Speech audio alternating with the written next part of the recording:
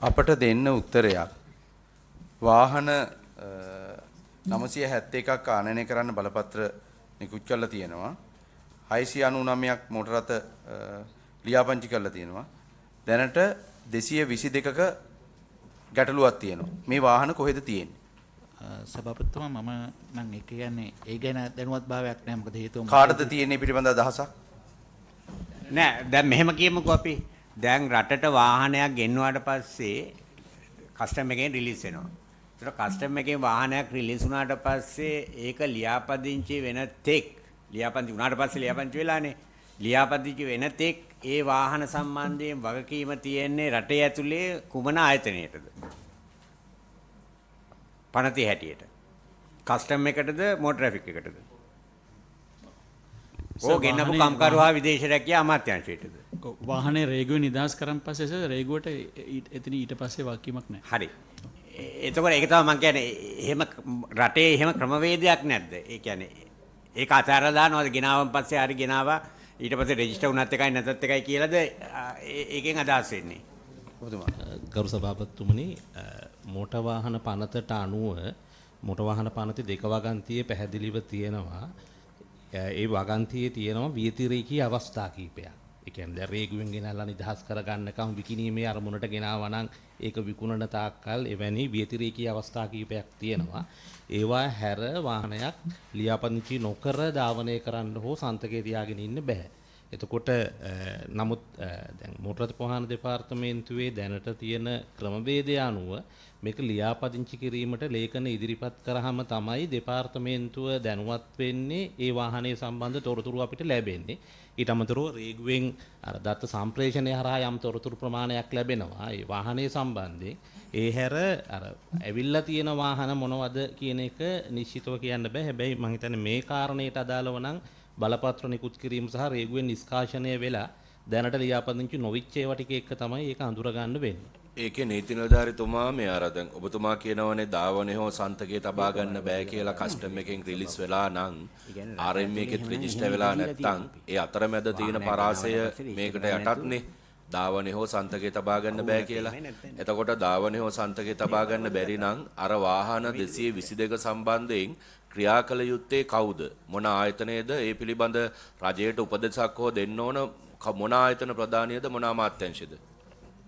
ගරු මන්ත්‍රීතුමා දැන් මම අර කිව්වන විතිරේකී අවස්ථා කීපයක් තියෙනවා කියලා. එතකොට ඒකේ විතිරේකී අවස්ථා පැහැදිලිනේ ඔබතුමා කිව්වාගේ අලවියට හෝ මොකක්ද නෙමෙයිනේ මේ විදේශගත ශ්‍රමිකයෙක්ට මේක පුද්ගලයන්ට නිකුත් කරපු එක කරන්න නෙවෙයි ගෙනාවේ.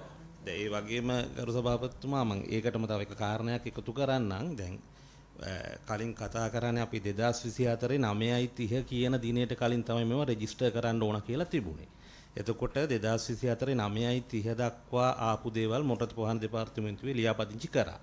ඊට පස්සේ වාහන ආපු ඒවා ඒ වෙලාවේ කොමසාරිස් ජනරාල්තුමා తాවකාලිකව ලියාපදිංචි කරන්නේ නැතුව ඒ සම්බන්ධයෙන් අමාත්‍යාංශ ලේකම්තුමාගෙන් සහ මුදල් අමාත්‍යාංශයෙන් උපදෙස් ඉල්ලීමක් කරලා තිබුණා මේක සම්බන්ධයෙන් කොහොමද කටයුතු කරන්න ඕන කියන කාරණේකින්. හැබැයි ඒ අතර අභියාචනාධිකරණයේ රිට් අයදුම් පත්‍ර දෙකක් මේ සම්බන්ධව පැවරුවා. එක රිට් අයදුම් පත්‍රයක් පවර්ලා තිබුණේ මේ වාහනේ කියන්නේ ආනයන කරු මේ බලපත්‍රයේ නිකුත් කරපු පාර්ශවයම තමයි එක රිට් අයදුම්. ඒතර රේගුවට නැද්ද වගකීමක් එතන? වාහනය අදාළ බදු මුදල් ගෙවලා නිදහස් කරන් පස්සේ නෑ නිශ්චිත දිනෙන් පස්සේ ආපු වාහන රේගුවෙන් නිදහස් කරලානේ. ඒ නියමිත කාල සීමාවෙන් පස්සේ ඒ නිසානේ රෙජිස්ටර් කරන්න බැරි. එතකොට නිශ්චිත දිනෙන් පස්සේ වාහන රේගුව නිදහස් කරන්නේ ඇයි? මොකද්ද බලපෑම? මොකද්ද හේතුව?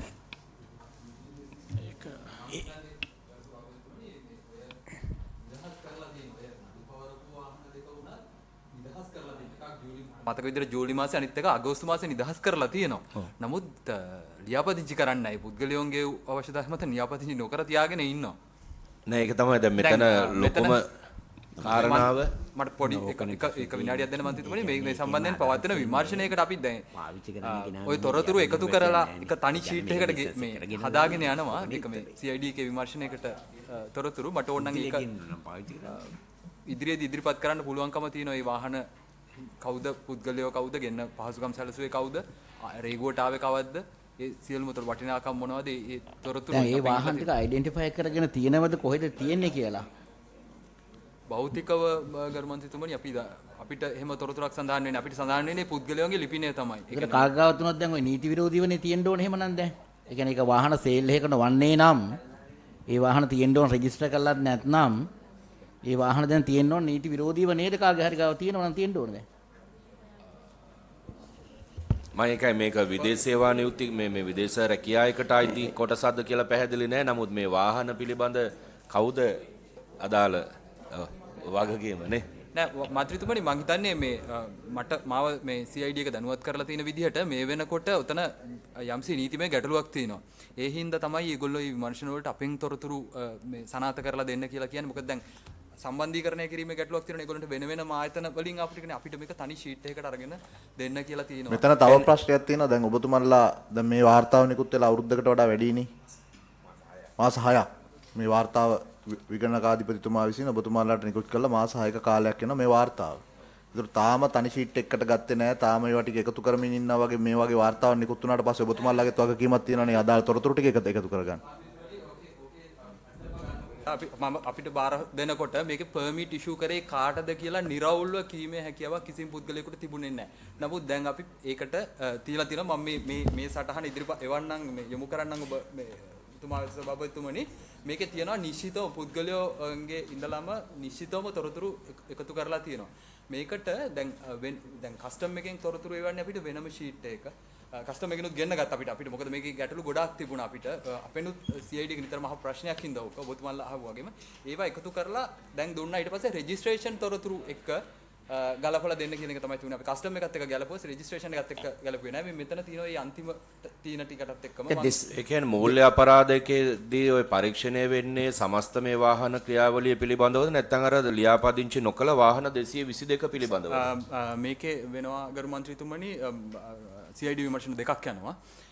ඒකෙදී මුළු සමස්ත ක්‍රියාවලියම සම්බන්ධයෙන් තියෙනවා. ඊට අමතරව අල්ලස්ථා දූෂණ විමර්ශන කමිෂන් සභාවේ විමර්ශනයේදී මේ චක්‍රලයකට අදාළ තැන ඉඳලා මේ කියන්නේ මුල පටන් ගැනීමේ ඉඳලම විමර්ශන කටයුතු යනවා. නිශ්චිතව පැහැදිලි මේ වාහන 222ම කවුරු හරි කියන්නේ බිස්නස් එකකට ගෙනලා තියෙන්නේ. එළියේ කොහේ හරි ඇති මේ තම විකුණ ගන්න කස්ටමර්ස්ලා හම්බෙලා නැහැ දවස්වල. එහෙම අදහසක් වගේ මට පේන්නේ. නේ එතකොට මේකේ තියෙන ගැටලුව දැන් වාහන රට ඇතුළට ගෙනල්ලා තියෙනවා.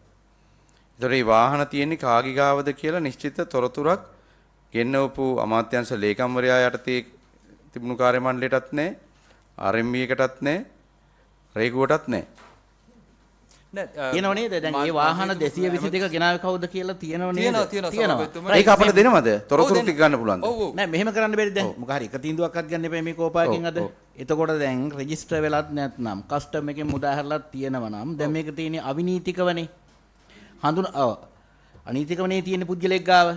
ඒතර දැන් ඔබතුමාලා ගාව නාම ලේඛනෙත් තියෙනවා නම් මේක අපිට පැමිණිල්ලක් කරන්න පුළුවන් නේ මේකට අදාළ ක්‍රියාමාර්ග ගන්න කියලා. ඔව් ඒක එහෙමවත් නැත්නම් මේක අද වැඩක් නැහැ නේ අපි මේ කතා කරන එකේ. මොකද දැන් රටේ වාහන ටිකක් තියෙනද අපි මොකද මෙච්චර කාල කෝප කමිටුව අපි අඳුනගෙන හිටියේ නෑ මේක. දැන් අඳුනගත්තයින් පස්සෙත් මේක තියෙනවා නම් කෝප කමිටුව අපිත් යම් ආකාරයෙන් ගිල්ටි වෙනවනේ. අඳුන ගැනීමෙන් පසුවත් මේ අනීතික ක්‍රියාවලිය රටේ සිද්ධ වෙනවා කියලා අපිත් වැඩිකරු බාටපත් වෙනවා අද ඉඳලා. මොකද ඊයේ මේක අපි දැනගෙන හිටියේ නෑ. එතකොට මෙහෙම වාහන තියෙන්න බෑනේ දැන් රටේ. ඔව් ඒව සාපරාධික ක්‍රියාවට යොදා ගන්න පුළුවන්. ඒ ක්‍රියාවට අපිට අහු වෙන්න බෑ. ඒ නිසා දැන් අපිට තීන්දුවක් දෙන්න මෙහෙම අවිනීතික වාහන රටේ තියෙනවා නම් ඒකට ගත හැකි ක්‍රියාමාර්ගය අපි දන්නේ නැහැ. දැන් ඔබතුමාලා දන්නවා. මෙතුමාලා කියනවා එතුමාලගේ ලියාපදිංචි නොවේ වාහන තියෙන බෑ. තියෙනවා නම් මෙතුමා කියනවා දැන් නීති නිලධාරිතුමා හැටියට ඒක තියෙන පුළුවන් වාහන සේල් එක පමණයි. තව වියතිරයක තියෙනවද? වියතිරයක තියෙනවා. දැන් මේ වියතිරයකට මේක අහු වෙන්නේ නැහනේ.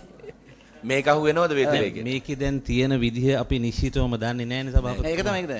ඉතින් ඒක කියන්නේ විමර්ශනයක් තුල තමයි තහවුරු කරගන්න ඕන මොන අපරාධ වරදක් තියෙනවද කුමන අපරාධ වරදක්ද තියෙන්නේ ඒ සම්බන්ධයෙන් කුමන ක්‍රියාමාර්ගයක්ද ගන්න කියලා. නෑ මේක බැලුව බැලමටම මේක ආයි පැහැදිලි මේක ආයි අපරාධයක් කියන එක ඉතා පැහැදිලි ඉන්නේ දැන් මේක. මේක මෙහෙමනේ. දැන් පුද්ගලයෙකුට අපි බලපත්‍රය නිකුත් කරේ. හරිද? ඒතකොට මේ පුද්ගලයා රෙජිස්ටර් කරනකොටනේ ට්‍රාන්ස්ෆර් කරනවා නම් කරන්න පුළුවන් ඉන්නේ. ඒ කියන්නේ දැන් නිශ්චිත පුද්ගලයෙක් ඉන්නවා. ඒක ව්‍යාපාරයකට නෙවෙයි ගෙන්නුවේ. එතකොට මේ නිශ්චිත පුද්ගලයා ගෙනල්ලා තියෙන්නේ දැන් මේකේ හැටියට ගත්තොත් එimhe දැන් මීට අවුරුද්දකට අවුරුදු එකමාරකට දෙකකට වගේ කලින්. හැබැයි යා රෙජිස්ටර් කරලා නැහැ. එතකොට ඒකෙන් අදහස් වෙනවා එයා පාවිච්චි කරන්න නෙවෙයි මේක ගේන්නේ කියන එක අපිට නිකන් හිතන්න පුළුවන්. එච්චර පාවිච්චි කරන්න ගෙනාව නම් අවුරුදු 2ක් විතර නිකන් රෙජිස්ටර් කරන්න නැතුව තියන්නේ නැහනේ. එතකොට මේක කාගේ හරි වෙනත් පුජ්‍යලයකගේ අවශ්‍යතාවයකට ගෙනාව එකක්. අපි කියමුකෝ ව්‍යාපාරික අවශ්‍යතාවයක් කියලා. හරි. එතකොට දැන් එහෙම පුජ්‍යලයක අපි නමුත් බලපත්‍රය නිකුත් කරලා තියෙන්නේ සහ ගෙන්නලා තියෙන එක පුජ්‍යලයක නම් ඒ පුජ්‍යලයා ගෙනල්ලා රෙජිස්ටර් කරන්න නැතුව තියෙනවා නම් මේ මෝටර් රථ ප්‍රවාහන කොමසාරිස්ට බලය තියෙනවා නේද? ඒ පිළිබඳව දැන් නිශ්චිත පුජ්‍යලයොත් ඉන්නවා නම් ඇයි මෙච්චර කල් ඒක හොයන්න නැතුව ඉන්නේ? කොමසාරි ජනරල්තුමා ඇත්තටම ඒක එතන තමයි ප්‍රශ්නේ. මම හිතන්නේ මගේ නීති නිලධාරියේ සම්බන්ධයෙන් ඔය වැඩිදුර උපදෙස් දෙවි මොකද පනත සම්බන්ධයෙන් තියෙන බලතල අනුව නෑ නීති නිලධාරීත් මම මේ අර විගණාගාධිපතිතුමා අහන්න හිටපු ප්‍රශ්නේ මටත් අහන්න තිබුණේ ඒ වාහන 222 පිළිබඳව කස්ටම් එකටත් අදාළ නැත්නම් ආනයන අපනයන කන්ට්‍රෝල් වලට අදාළත් නැත්නම් විදේශ සේවා රැකියා මොකක්ද ඒ අමාත්‍යාංශයට අදාළත් නැත්නම් රටේ අපේ භූමියට වාහනේ ඇතුළත් වෙලා නම් තියෙන කස්ටම් එකකින් මෙහාට එතකොට ඊට අදාළ බලය පවර්ලා තින්නේ පාර්ලිමේන්තුවෙන් සහ අමාත්‍ය මණ්ඩලයෙන් පනත අනුව RMA එකටනේ. එතකොට RMA එක එවැනි නිරීක්ෂණයකදී හෝ තහවුරු කර ගැනීමකදී ගත යුතු ඊළඟ පියවර මොකක්ද? ඒක ඔබතුමා අරන් තියනවද? එහෙම පියවරක් ගත්තේ නැත්නම් ඒ පිළිබඳව ඇයි නොගත්තේ? අන්න ඒ කාරණා පිළිබඳ නිරෝල් වෙන්න ඕන. මොකද වාහන 222ක් මේ වාහන මොනවට පාවිච්චි වෙනවද? කවුරු ගාව තියනවද? අපරාධ වලට පාවිච්චි කරනවද? වෙනත් බදු සහනගත මේ විශාල බදු සහනයක් මිලියන 60 ඉඳලා නේද 120 දක්වා බදු සහන දීලා මේවා රට ඇතුළට අරන් තියෙන්නේ මහා බරපතල ප්‍රශ්නයක්. ඒ නිසා මේකේ ඔබතුමත් වගකීම් යුක්තෙක් මේ පාර්ට් එක කාලේ ඔබතුමා නොහිටියට දැන් මේ 222ක් තහවුරු වෙනවනේ. ඒකට මොකද්ද ගත්ත ක්‍රියාමාර්ගය? මට ඒකටම තව උපූර්ණයක් කරන්න ඕනේ. දැන් ওই බලපත්‍රය නිකුත් කරනකොට සාමාන්‍යයෙන් රජයේ නිලධාරීන්ට බලපත්‍රය නිකුත් කරනකොට මේකේ කොපීස් යනවානේ ගොඩක් ආයතන වලට. කස්ටම් එකට යනවා. බැංකුවට යනවා. මෝටර් ට්‍රැෆික් එකට යනවා. එතකොට ඒ ක්‍රමවේදය මේ කියන බලපත්‍ර නිකුත් කරද්දී අනුගමනය වෙලා නැද්ද? ඔව්. එතකොට එහෙනම් මෝටර් ට්‍රැෆික් කොමසාරිස්ට දැනුවත් වෙනවා බලපත්‍රයක් තියෙනවා. මෙන්න මෙච්චර ප්‍රමාණයක් දැන් බලපත්‍ර නිකුත් වෙලා තියෙනවා. එතකොට දැන් ඒ ප්‍රමාණයෙන් ඔබතුමාට හොයාගන්න පුළුවන් මේකෙන් කොච්චර ප්‍රමාණයක්ද දැන් රෙජිස්ටර් වෙලා තියෙන්නේ කියලා. නිශ්චිතයිනේ. ඒක ඉතුරු ප්‍රමාණය රෙජිස්ටර් වෙලා නැත්නම් යම්කිසි සාධාරණ කාලයක් ඇතුළත ඒක හොයා බැලිය යුතුයි නේද? ඒක ඔබතුමාගේ රාජකාරීමය වගකීමක් තියෙනවා නේද? මම පිළිතුරක් දෙන්නද සභාපතිතුමනි? දැන් මේ ඔය දැන් ඔය ලේඛනවල ඔය අපි ඉදිරිපත් වෙච්ච හැම අයදුම් පත්‍රයක්ම ගොනු කිරීමේදී තියෙන ෆයිල් වල පිටපත් යොමු නොකර තියෙන කොටසක් තියෙනවා. ඒක තමයි ඇත්තම ගැටලුවට ආවේ. ඒක හින්දා තමයි මේ සම්බන්ධයෙන් හොයද්දී අපි සියලුම ආයතන වලට කතා කළා. කියන්නේ ওই පිටපත් යවන ආයතන වලින් ලේඛනයක් මම ගෙන්න ගත්තා. ඔබ මේ සතුව තියෙන තොරතුරු මොනවද කියලා. ඒ කරගෙන තමයි අපි අවසාන මේ ඔබතුමා ඒ ඔබතුමා මතු කරපු එක හොඳයි. දැන් මේ බලපත්‍රයක පිටපතක් මගේ ළඟ තියෙනවා. දැන් මේකේ හැටියට නම දෙනකොට මේ බලපත්‍රයේ පිටපත් දෙනවා. හරි. ඔරිජිනල්ලුත් ඉන්නවා හැබැයි ඒකේ. වැදගත්ම කාරණේ. හැබැයි මට නම් එකම පිටපතක්වත් හම්බෙලා නැහැ. ඇත්තටම නැද්ද? මං හිතන්නේ කොටසක් නැහැ. ඔක්කොම නෙවෙයි විගණකාධිපතිතුමනි. ඔව් කොටසක්වත් ඇවිල්ලා නැහැ. අපිට හම්බෙලා නැහැ. අපේ ඇතුලේ අපේ එහෙම ડોකියුමන්ට්ස් ආවා නම් අපේ අභ්‍යන්තර ක්‍රමවේදයක් තියෙනවා මේවා ඇතුලේ කොහොමද වෙන්නේ කියන එක. මේ ඒ වාක්‍යයෙන් ඉවර මේක දැන් ඇත්තටම දැන් ඕකේ කොපි කරෝතින් දැන් ඔබතුමා බැඳලා ඉන්නෝනේ ඔබතුමාගේ ලිපිගොනුවට පිටපතක් ආවාසේ රටට පිළිතුරු දෙන්න. ඇත්තටම එහෙම කොපි කරලා පිටපතක් ආවේ නැතිනම් ඒ පිළිබඳව මොකද්ද එතන තියෙන ප්‍රශ්නේ? නෑ ප්‍රශ්නේ තියෙන්නේ කියලා කියන්නේ දැන් මේ පිටපත් අපි මේ විගණන පරීක්ෂණයක් කරද්දී මේ වගේ ඒවා කරන්නේ.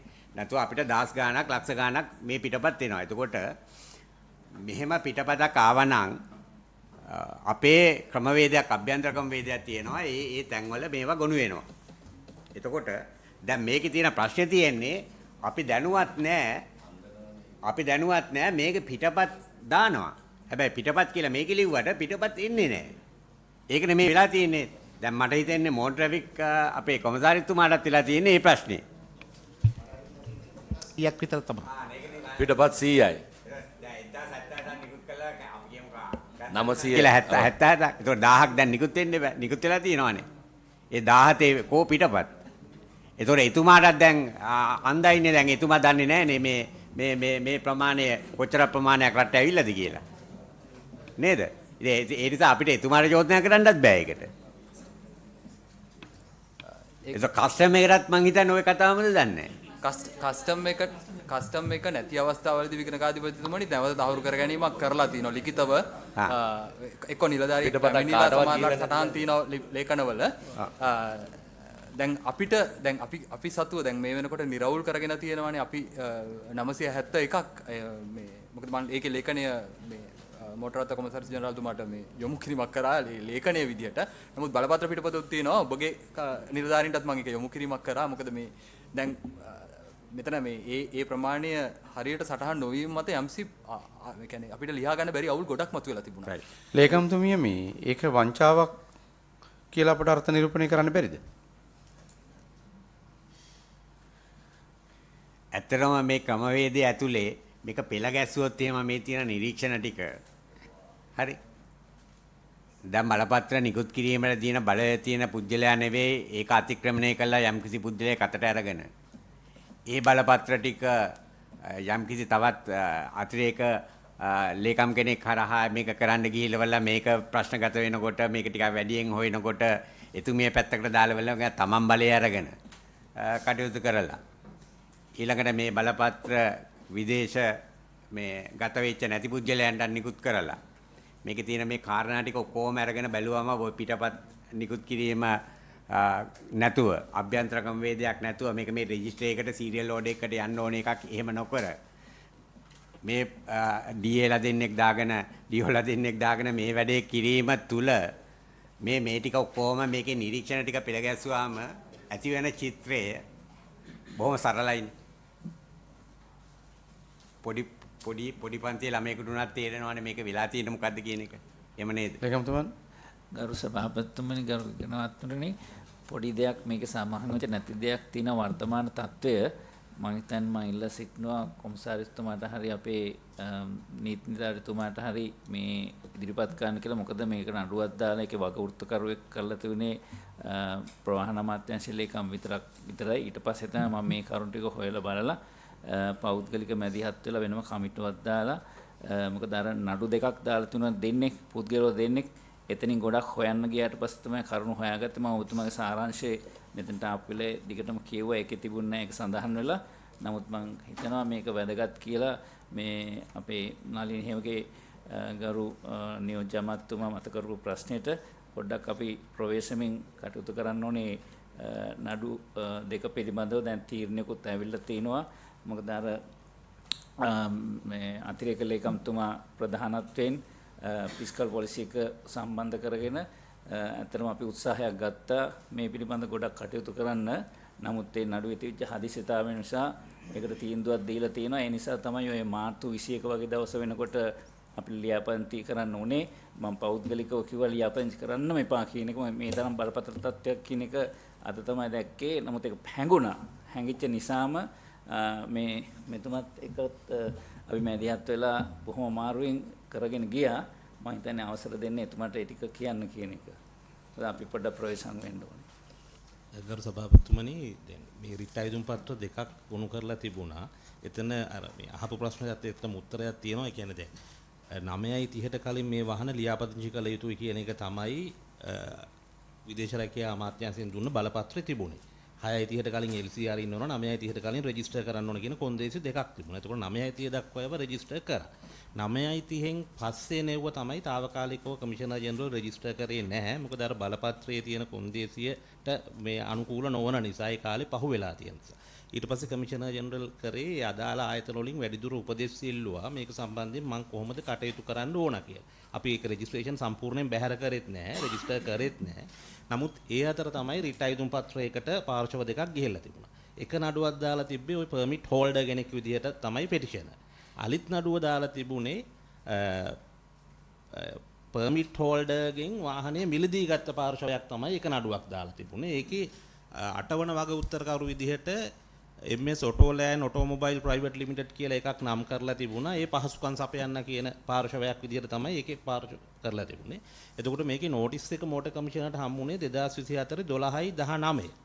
එතකොට අපි 20 වෙනිදාම ගරු නීතිපතිතුමාගෙන් සහාය ඉල්ලුවා. හැබැයි අපිට 20 වෙනිදා දැනගන්න හම්බුණා 19 වෙනිදාම අභියාචනාධිකරණයෙන් ඉන්ටරිම් ඕඩර් එකක් ඊළඟ දිනේ දක්වා නිකුත් කරලා තියෙනවා. එතකොට ඒ ඕඩර් එක තමයි අපිට අමාත්‍යාංශය හරහා ලැබුණේ. එතකොට ඒ ඉන්ටරිම් ඕඩර් එකට අනුව පැහැදිලිවම මෝටර් කමිෂනර් මේ ස්කීම් එකේ ඇත්තේ මේ ගෙනාපු වාහන ලේඛන බාර අරගෙන නිත්‍යානුකූලව ලියාපදිංචි සම්බන්ධයෙන් ප්‍රොසීඩ් කරන්න ඕන කියන එක තමයි ඒ ඉන්ටරිම් ඕඩර් එකට අදාළ ප්‍රේ එකේ සඳහන් වෙන්නේ.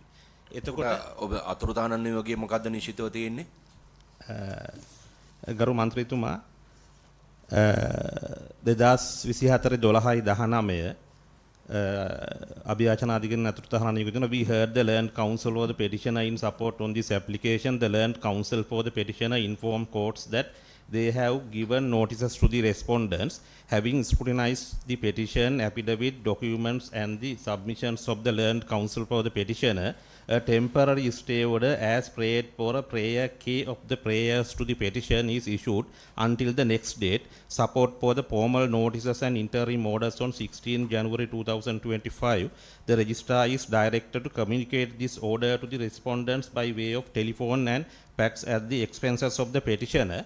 ඊට පස්සේ ඒකේ අර prayer එකේ තියෙන්නේ K කියන එක. එතකොට prayer K කියන්නේ grant an interim order directing the first respondent. First respondent කියන්නේ Commissioner General of Motor Traffic and or his successors in office and all officers acting under his decisions and no directions and or functioning under him to accept and duly process the application for registration of electric motor vehicles imported under a permit granted under the Ministry of Labour and Foreign Employment, Circular number 2/2002 bearing reference number as amended, mark X5 until the full and final determination of the instant writ application in accordance with the law.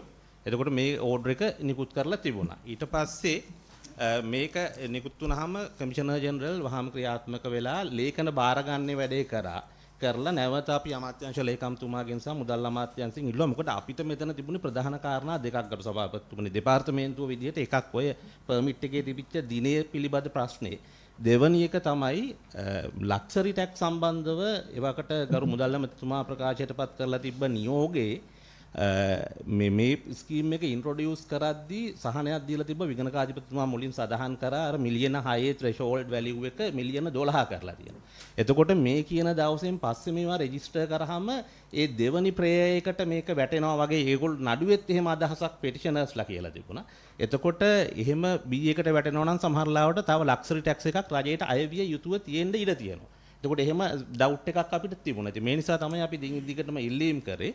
ඒ අනුව අමාත්‍යාංශ ලේකම්තුමා සාකච්ඡාවක් කරා අමාත්‍යාංශේ. ඊට පස්සේ මුදල් අමාත්‍යාංශේ මේ පිළිබඳ සාකච්ඡාවක් තියලා මේකට අදාළව කමිටුවක් අපොයින්ට් කරා මේ සියලු ආයතන නියෝජනය කරමින්. ඒ කමිටුවේ පළවෙනි සාකච්ඡාවේදී තමයි අපි දැනගත්තේ මේ සම්බන්ධයෙන් අල්ලස් සහ දූෂණ චෝදනා විමර්ශන කමිෂන් සභාවේ සහ අපරාධ පරීක්ෂණ දෙපාර්තමේන්තුවේ යම් විමර්ශන වගයක් සිද්ධ වෙනවා කියලා. එතනදී අඳුරගත්ත අපි මේ ආයතන අතර තියෙන සංඛ්‍යා ලේඛනවල ප්‍රශ්නයක් තියෙනවා කියන එක. ඒ කියන්නේ අර විගණකාධිපතිතුමා කිව්වා වගේ අපිට ඇවිල්ලා තියෙන පර්මිට්ස් යම් ප්‍රමාණයක්. එතකොට විදේශ රැකියා අමාත්‍යාංශයෙන් නිකුත් කරලා තියෙන පර්මිට් සමානය කස්ටම් එකෙන් රිලීස් කරපු ඒවල මේ ඒ අනුව අපිට මේ අභියාචනාධිකරණයටත් මුලින්ම රැසීම් වාර්තාවේ තිබි සති දෙකක් ඇතුළත මේකට අදාළ වාර්තාව දෙන්න කියලා තමයි කමිටුව පත් කරලා තිබ්බේ. හැබැයි සති දෙකකින් දෙන්න බෑ කියලා අතුරු වාර්තාවක් කමිටුව දීලා තිබුණා.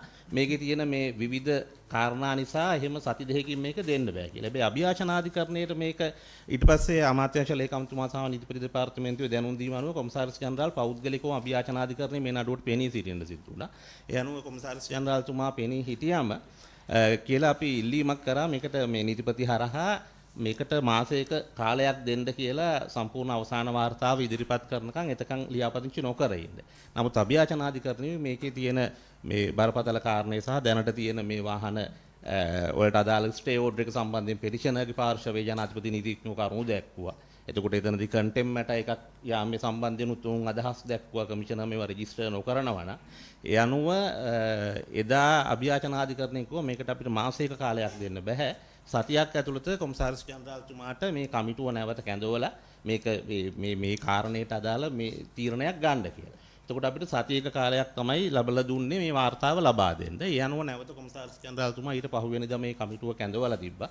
ඊට පස්සේ කමිටුවේ නිර්දේශ වගයක් ඒ සාකච්ඡා සටහනත් එක්ක ඇවිල්ලා තිබ්බා. කමිටුවේ විරුද්ධත්වයක් නැහැ කියලා මේ වාහන දිවුරුම් ප්‍රකාශ කීපයක් මේ පාර්ශ්ව වලින් අරගෙන. කියන්නේ මේක දැන් නිශ්චිතව තීරණය කරලා රජයට තව අමතර ගාස්තුවක් අය වෙන්න ඕනද, ලක්සරි ටැක්ස් එක අය වෙන්න ඕනද, වෙන මොනවා හරි ඩිලේ ෆී එකක් අය වෙන්න ඕනද, ඒ සියලුම දේවල් ගෙවනවා කියන එකට අර පර්මිට් හෝල්ඩර් ඊට අමතරව පහසුකම් සපයන්නෙක් මැදිහත් වෙනවා නම් ඒ පාර්ශවය සහ පැවරුම් ලාභියෝ කවුරු හරි ඉන්නවා නම් ඒ පාර්ශව වලින් දිවුරුම් ප්‍රකාශ අරගෙන මේක රෙජිස්ටර් කරමු කියලා. එතකොට මේකට 2025 දෙවනි මාසේ 21 තමයි මේ අභියාචනාධිකරණයට මේ එකඟතාවය දුන්නේ. දීලා ඒක සෙටල් කරලා ඒ අනුව දිවුරුම් ප්‍රකාශ ඉදිරිපත් කරන වාහන 55ක් තමයි ওই පසුව රෙජිස්ටර් කරා කියලා තියෙන්නේ. එතකොට ඒ අර අභියාචනාධිකරණේ නියෝගය සහ ඒ විද්‍ය සිදුවීම තුල තමයි 55ක් අපි ලියාපදිංචි කරලා තියෙන්නේ. එතකොට දැන් තවදුරටත් මේ වාහන ලියාපදිංචි නොකර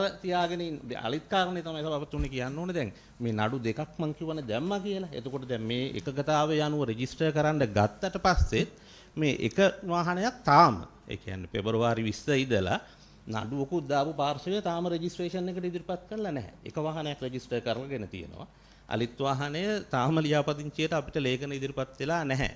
මේ නඩුව දාපු පාර්ශවයක්ම.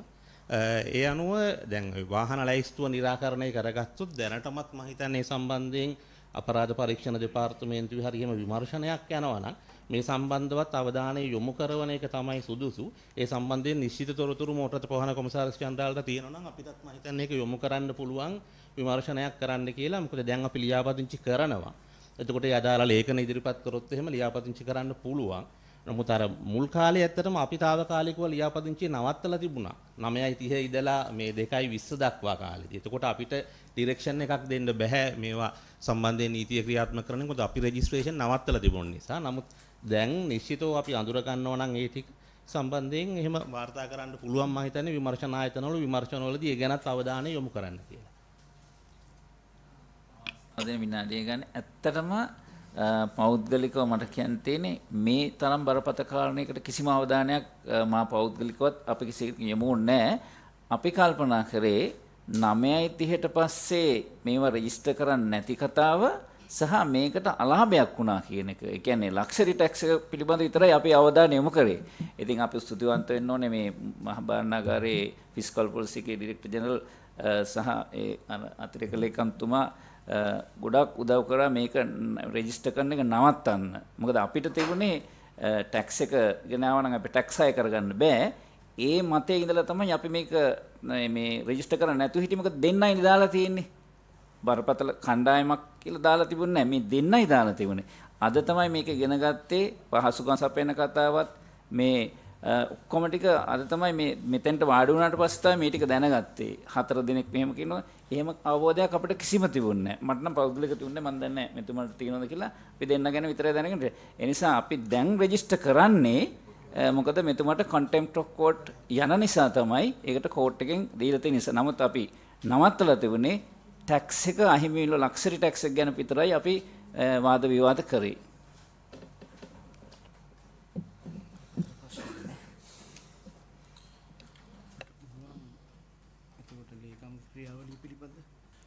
මේ චූටි කාරණාවක් දැනගන්න ඕන අර නීතිමය වශයෙන්. එතකොට අර අභ්‍යාචනාධිකරණය කියන්නේ මේකේ සරල අදහස අර දිවුරුම් ප්‍රකාශයකට යටත්ව ලියාපදිංචි කිරීමේ බලයක් ලබා දීලා තියෙනවනේ මෝටර රථ කොමසාරිස් ජෙනරාල්තුමාට. එතකොට මේ රජයේ පාර්ශවයෙන් කරුණු දක්වද්දී දැන් අමාත්‍ය මණ්ඩලය දීලා තියෙන ඩෙඩ්ලයින් කියන්නේ අවසන් දිනවකවානුව ඉක්ුත් වීම නිසා ඒ එතන ඇතිවෙච්ච දෝෂයට අදාළ කරුණු දැක්වීමක් රජයේ පාර්ශවයෙන් සිද්ධ වුණේ නැද්ද? පෙස්සම්කාර පාර්ශවයේ කරුණු දැක්වීමම සනාත වීම වගේ එකක් මට නිකන් දැනෙන්නේ මේකේ අනුව.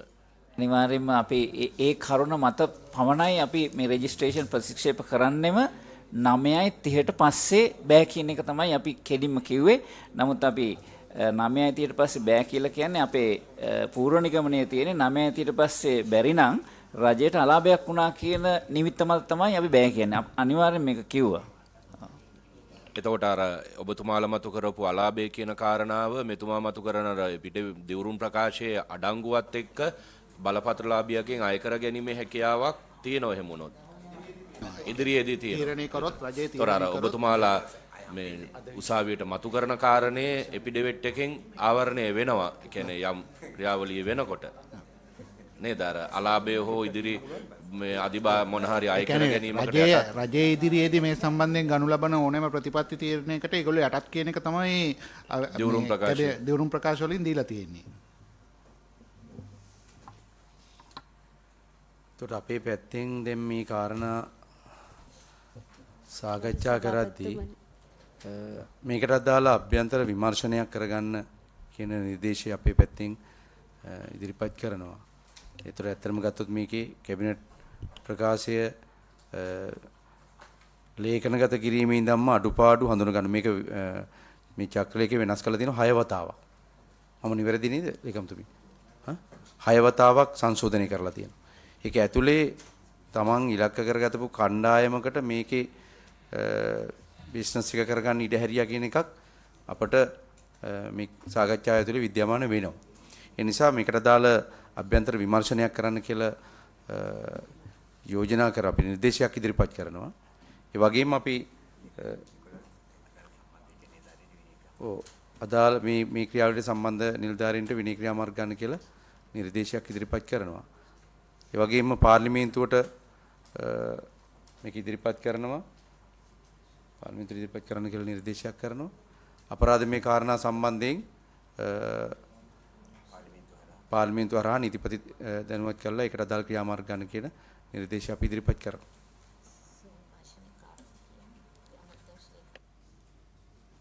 අමාත්‍ය ලේකම් තුමාට විමර්ශනයට අදාළ නිර්දේශ අපි ඉදිරිපත් කරනවා. ගරු සභාපතිතුමනි දැන් මේකට අදාළව එක වාහනයක්වත් විද්‍යුත් වාහන ගෙන්නලා නැද්ද? ඔක්කොම ගෙන්නලා තියෙන්නේ වෙනත් වාහන විතරද? නෑ විද්‍යුත් වාහන තමයි ගෙන්නලා තියෙන්නේ. එතකොට ඒක කස්ටම් එකෙන් නිරීක්ෂණය වෙනවනේ. ඒ කියන්නේ ඒකට මතන HS කෝඩ් එක වෙනම ඇති විද්‍යුත් වාහන කියන එකට. ඒතකොට ඒකෙන් ඒ කෝඩ් එක යටතේනේ ගේන්නේ. ඔව් ඒ විද්‍යුත් වාහන ගෙන්නුවාට පස්සේ ඒවා බැටරි වලට ඔව් ඒකත් මේ වාර්තාවෙම තියෙනවා. ඇත්තටම එහෙම ලොකු සැලකිල්ලක් දක්වලා නැහැ ලංකාවට අලුත් තත්ත්වයක්. එතකොට මේවා සම්බන්ධයෙන් මේ බැටරි ඩිස්පෝස් කරනකොට ඒකට අදාළ වෙන පරිසරක කාරණා විශාල සංඛ්‍යාවක් තියෙනවා. ඒක ගැන නැත්තම් දැන් ඒකට ඒ ආයතන විසින් ඉදිරිපත් කරලා තියෙනවා යම් කිසි මෙන්න මේ කම්පැනි එක මේක කරන්න පුළුවන් බාර ගන්නවා වගේ කතාවක්. රීසෝට් කරනවා අර මේ කියලා. හැබැයි කවුරුත් හොයලා බලලා නැහැ. ඒ කම්පැනියට ඒ කැපැසිටි එක තියෙනවද? එහෙම එක්ස්පීරියන්ස් එකක් තියෙනවද කියන එක. ඒ කම්පැනි දැන් තියෙනවද දන්නෙත් නැහැ. මේක මාත්‍රණයට බැටරිය දාලා නැහැනේ. ඒක විධිමත් ආකාරයට ගිය ක්‍රමයක් නෙවෙයි. මේක මේ හදිසියේ ඇතිවෙච්ච එකක් නිසා ඒකට අවශ්‍ය වෙන මොකක් හරි පෙන්නලා දුන්නම වාර්තාවේ ඒ වාර්තාවට අදාළ වෙන ක්‍රමවේදයක් හදාගෙන තියෙනවා. මම හිතන්නේ ඒක සම්පූර්ණයෙන්ම අදාළ වෙන්නේ මොටර් ට්‍රැෆික් අපේ කමිෂනර් ජෙනරල් තුමාට. එතුමා තමයි මේක මම හිතන්නේ ඒ දැන් ලංකාවට අලුතෙන් එන ඔක්කොම වගේ ගොඩක් ඒවා එහෙම එනකොට ඔබතුමාට තමයි ඒකේ මොකක් හරි ක්‍රමවේදයක් හදාගන්න වෙන්නේ. දැන්ට ඕක මේ අමාත්‍යාංශය හරහා e-mobility කියලා පොලිසි එකක් හදන්න අවශ්‍ය මූලික වැඩ කටයුතු ලෑස්ති කරගෙන ඒකේ ක්‍රියාවලිය යනවා සර්. කොමසාර් ජීවන්තුමා අර මම නැවත 222ක් ලියාපදිංචි ප්‍රශ්නේ මතු වුණාම අපේ නීති නිලධාරීතුමා මතු කරපු එක ඇතුලේ සහ ව්‍යාජන අධිකරණයේ ස්ටේටින් ඕඩර් එක අනුව වාහන 55ක් නැවත රෙජිස්ටර් කරා කිව්වා. එකක් පිළිබඳ තාම රෙජිස්ට්‍රේෂන් එකට ඇවිල්ලා නැහැ කිව්වා. එතකොට 222කින් 55ක් ගැන දේ කියවෙන්නේ. එතකොට 222කින් 55ක් ඇරුණාම තව ඉතුරු 100 ගාණක් එළියේ තියෙනවද? තියෙනවා නම් ඒ පිළිබඳව ඔබතුමාගේ දෙපාර්තමේන්තුව සහ බලතල අනුව මොකක්ද ඒ පිළිබඳව රටට කරන පැහැදිලි කිරීම? ඔය ඇත්තටම අපි මේ වෙනකොට 699ක් ඔක්කොම ඔය 55ත් එක්ක 699ක් තමයි රෙජිස්ටර් කරලා තියෙන්නේ. එතකොට කස්ටම් එකේ තියෙන තොරතුරු අනුව 921ක් එළියට නිදහස් කරලා තියෙනවා මේ පර්මිට් එක යටතේ වාහන. එතකොට ඔය කියන 699යි 921යි අතර මේ වෙනස අපි ගාව රෙජිස්ට්‍රේෂන් එකට තාම ඇවිල්ලා නැහැ. එතකොට අපිට වාහනයක් ඇත්තටම මෝටර් වාහන පන්ති අර කිව්වා වගේ අපිට ඉදිරිපත් වෙන ගෙනාවනම් වාහනයක් අපි දීලා තියෙන කාලයක් සාමාන්‍ය දින 90ක කාලයක් ඇතුළත එයා වාහනේ අපි ගාව රෙජිස්ටර් කරන්න ඕනේ. එහෙම රෙජිස්ටර් කරන්නේ නැතුව පහුවෙන සෑම දවසකටම දඩයක් නියම වෙන්නේ. දඩයක් නියම කරලා තමයි දඩයක් එක්ක තමයි නැවත රෙජිස්ටර් කරන්න වෙන්නේ. මේ රෙජිස්ටර් නොකිරීමට අදාළව මේ නීතියේ තියෙන ප්‍රතිපාදන අනුව. ඉතින් ඒ අනුව තමයි අපි ඉස්සරහදී කටයුතු කරන්නේ.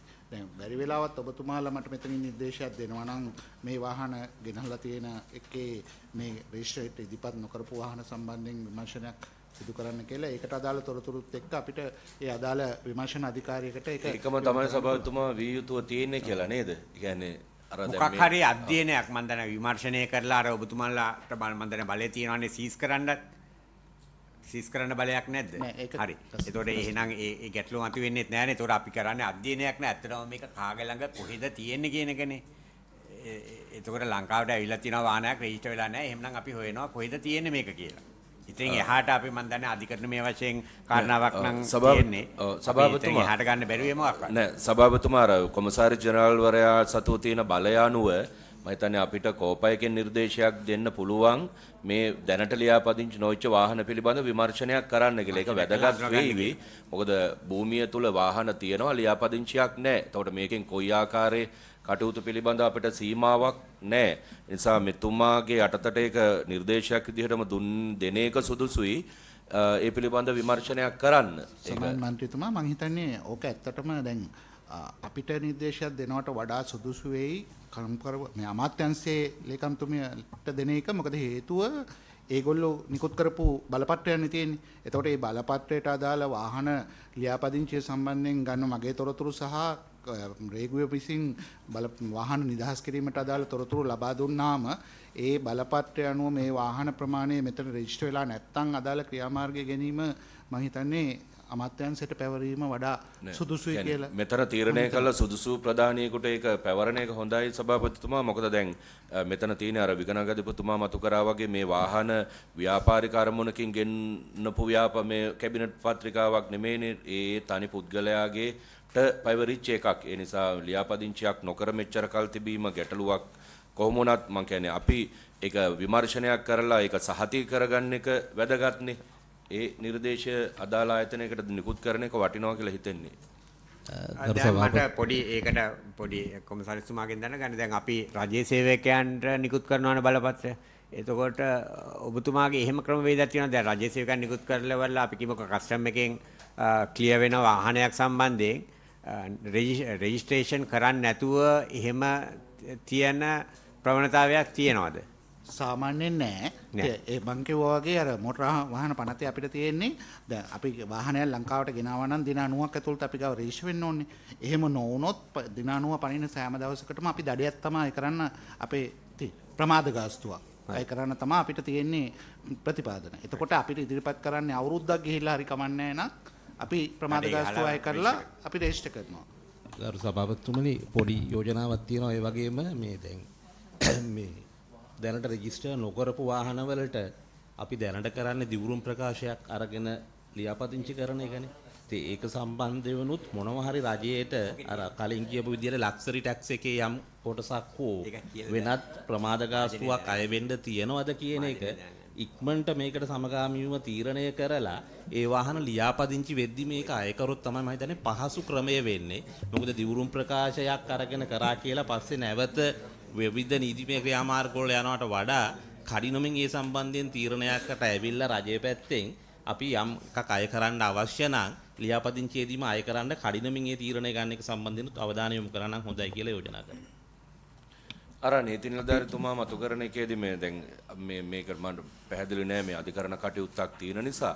නමුත් මේ අර අමාත්‍යාංශ ලේකම්වරයාට බලයක් නැද්ද මේ කියන ඉතුරු වෙච්ච කාණ්ඩය ඔබතුමා මතු කරනා වගේ තවදුරටත් රජයට වෙන්න තියෙන මූල්‍යමය හානිය හෝ අලාභය මට දැනෙච්ච විදියට ඒක අවසන් කරගන්න අමාත්‍යාංශ ලේකම්වරයා මගින් චක්ලේඛනයක් නිකුත් කරලා මේ කියන අය කිරීම වලට යටත්ව කියන්නේ දැන් කොහොමත් අධිකරණය නිකුත් කරලා තියෙනවනේ අභ්‍යාල මේ දිවුරුම් ප්‍රකාශයකට යටත්ව රෙජිස්ටර් කරන්න නේද? එහෙමයි ගරු මන්ත්‍රීතුමනි පළවෙනි කාරණේ මම අද උදේත් විමසීමක් කරා නීතිපති දෙපාර්තමේන්තුවේ මේ නඩුව සම්බන්ධයෙන් කටයුතු කරන නියෝජ්‍ය සොලිසිටර් ජෙනරල්වරියගෙන් ඒ සඳහන් කරේ අවසාන දිනේදී අදාළ නඩුව ඉල්ලාස් කරගත්ත බව තමයි එදින අධිකරණයේ පෙනී සිටිය නීති නිලධාරී එතුමියට දැනුම් දුන්නා කියලා. ඒකට අදාළ ජර්නල් එන්ට්‍රි එක ආවම අපිට ඉදිරිපත් කරන්නම් කොහොමද? එතකොට බොහෝ දුරට මේ නඩුව ඉල්ලාස් කරගෙන තියෙනවා නම් මේ වෙද්දී ඒ නඩු දෙකේ බලංගුභාවයක් ගැන දැනට ඒ තීන්දුව දීලා නඩුව ඉල්ලාස් කරගෙන තියෙනවා නම් ඒ සෙටල්මන්ට් එක මත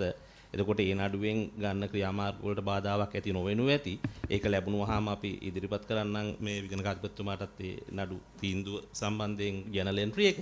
ඊළඟට මේ මම හිතන්නේ මේ ප්‍රවාහන අමාත්‍යාංශ ලේකම්වරයාට නැමේ මම හිතන්නේ මේ ඔය දැන් තියෙන්නේ ලක්සරි ටැක්ස් එකේ යම් amount එකක් සහ මේ සමස්ත ක්‍රියාවලිය තුල નિયમિત දිනකට ලියාපදිංචි නොකිරීම මත මෝටර රථ ප්‍රවාහන දෙපාර්තමේන්තුව සාමාන්‍යයෙන් ප්‍රමාදයට අය කරන ගාස්තු අය වෙනවා. ඒක තමයි අධිකරණයේදීත් එක පැත්තකින් මතුවෙච්ච කාරණේ. මොකද මෝටර් කමිෂන ලියාපදිංචි කරන්න බැඳිලා ඉන්නවා 3 වගන්තියට අනුව මේ සාමාන්‍යයෙන් වාහනයක් නියමිත පරිදි නිෂ්කාශනය වෙලා රේගුලි එවිලි සියල්ල ආවන.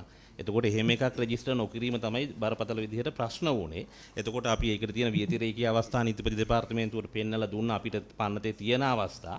කෙසේ වෙතත් මේ දැන් මේකට අදාළව යම් ලක්සරි ටැක්ස් එකේ amount එකක් හෝ වෙනත් ඩිලේ charge එකක් අය කරන්න තියෙනවා නම් ඒක අර දැන් අපි හිතන කමිටුවෙනුත් ඒ ගැන අවධානය යොමු කරන්න තමයි ෆිස්කල් පොලිසි ඩිපාර්ට්මන්ට් එකේ මූලිකත්වයෙන් කමිටුවක් පත් කරේ.